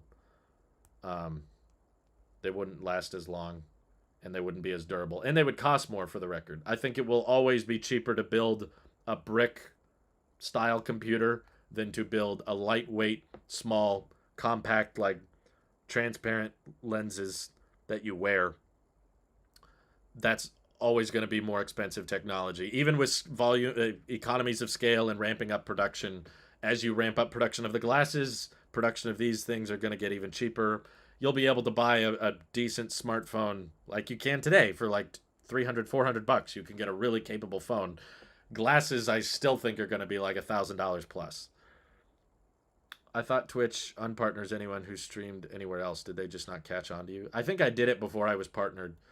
Or I think I remember them saying you can't dual stream if you do gaming, but if you don't do gaming, it's okay to dual stream or something like that. Good thing we didn't turn out like Idiocracy, where you have a huge screen full of ads and in the middle of a small screen showing some guy get hit. Well, we might get there. I'm kind of paranoid with how many ads there are these days. Like, are they going to get to the point where they track your eyes? Where, like, if you're looking away from the ad, they pause it and they make sure that the volume is on. They prevent you from muting the ad. Like, I'm scared they might get to that point, but hopefully they don't. This is not my longest stream, Ben, because when it's Apple event season, I usually stream like 7 hours. But for just a casual, like, I feel like going live stream, yeah, this is a pretty long one. You can now stream on other platforms as a partner. Yeah, I think I did read that. There's some restrictions on the VOD playback with Twitch if you dual stream. I don't remember exactly what it was, but all I know is I spent 3 years on Twitch and I enjoyed it, and I still think it's a better platform. But I'm fine just staying on YouTube. It's okay. Oh, when people move from Twitch to YouTube, they get unpartnered. Well, I never really left YouTube. I was on YouTube the whole time, but Linus does his weekly podcast on Twitch, YouTube, and Floatplane. That's good for him. He can do what he wants. But the bugs of the restream software I was using was not worth it to me, so I'm fine just keeping it simple. It's working. The way I'm doing it now, I'm happy with. It's fine. There's still some things I wish YouTube would change, but yeah. It works. But man, we've gone live for almost a full 3 hours. That's amazing. I'm getting a little hungry, so I should probably get some lunch.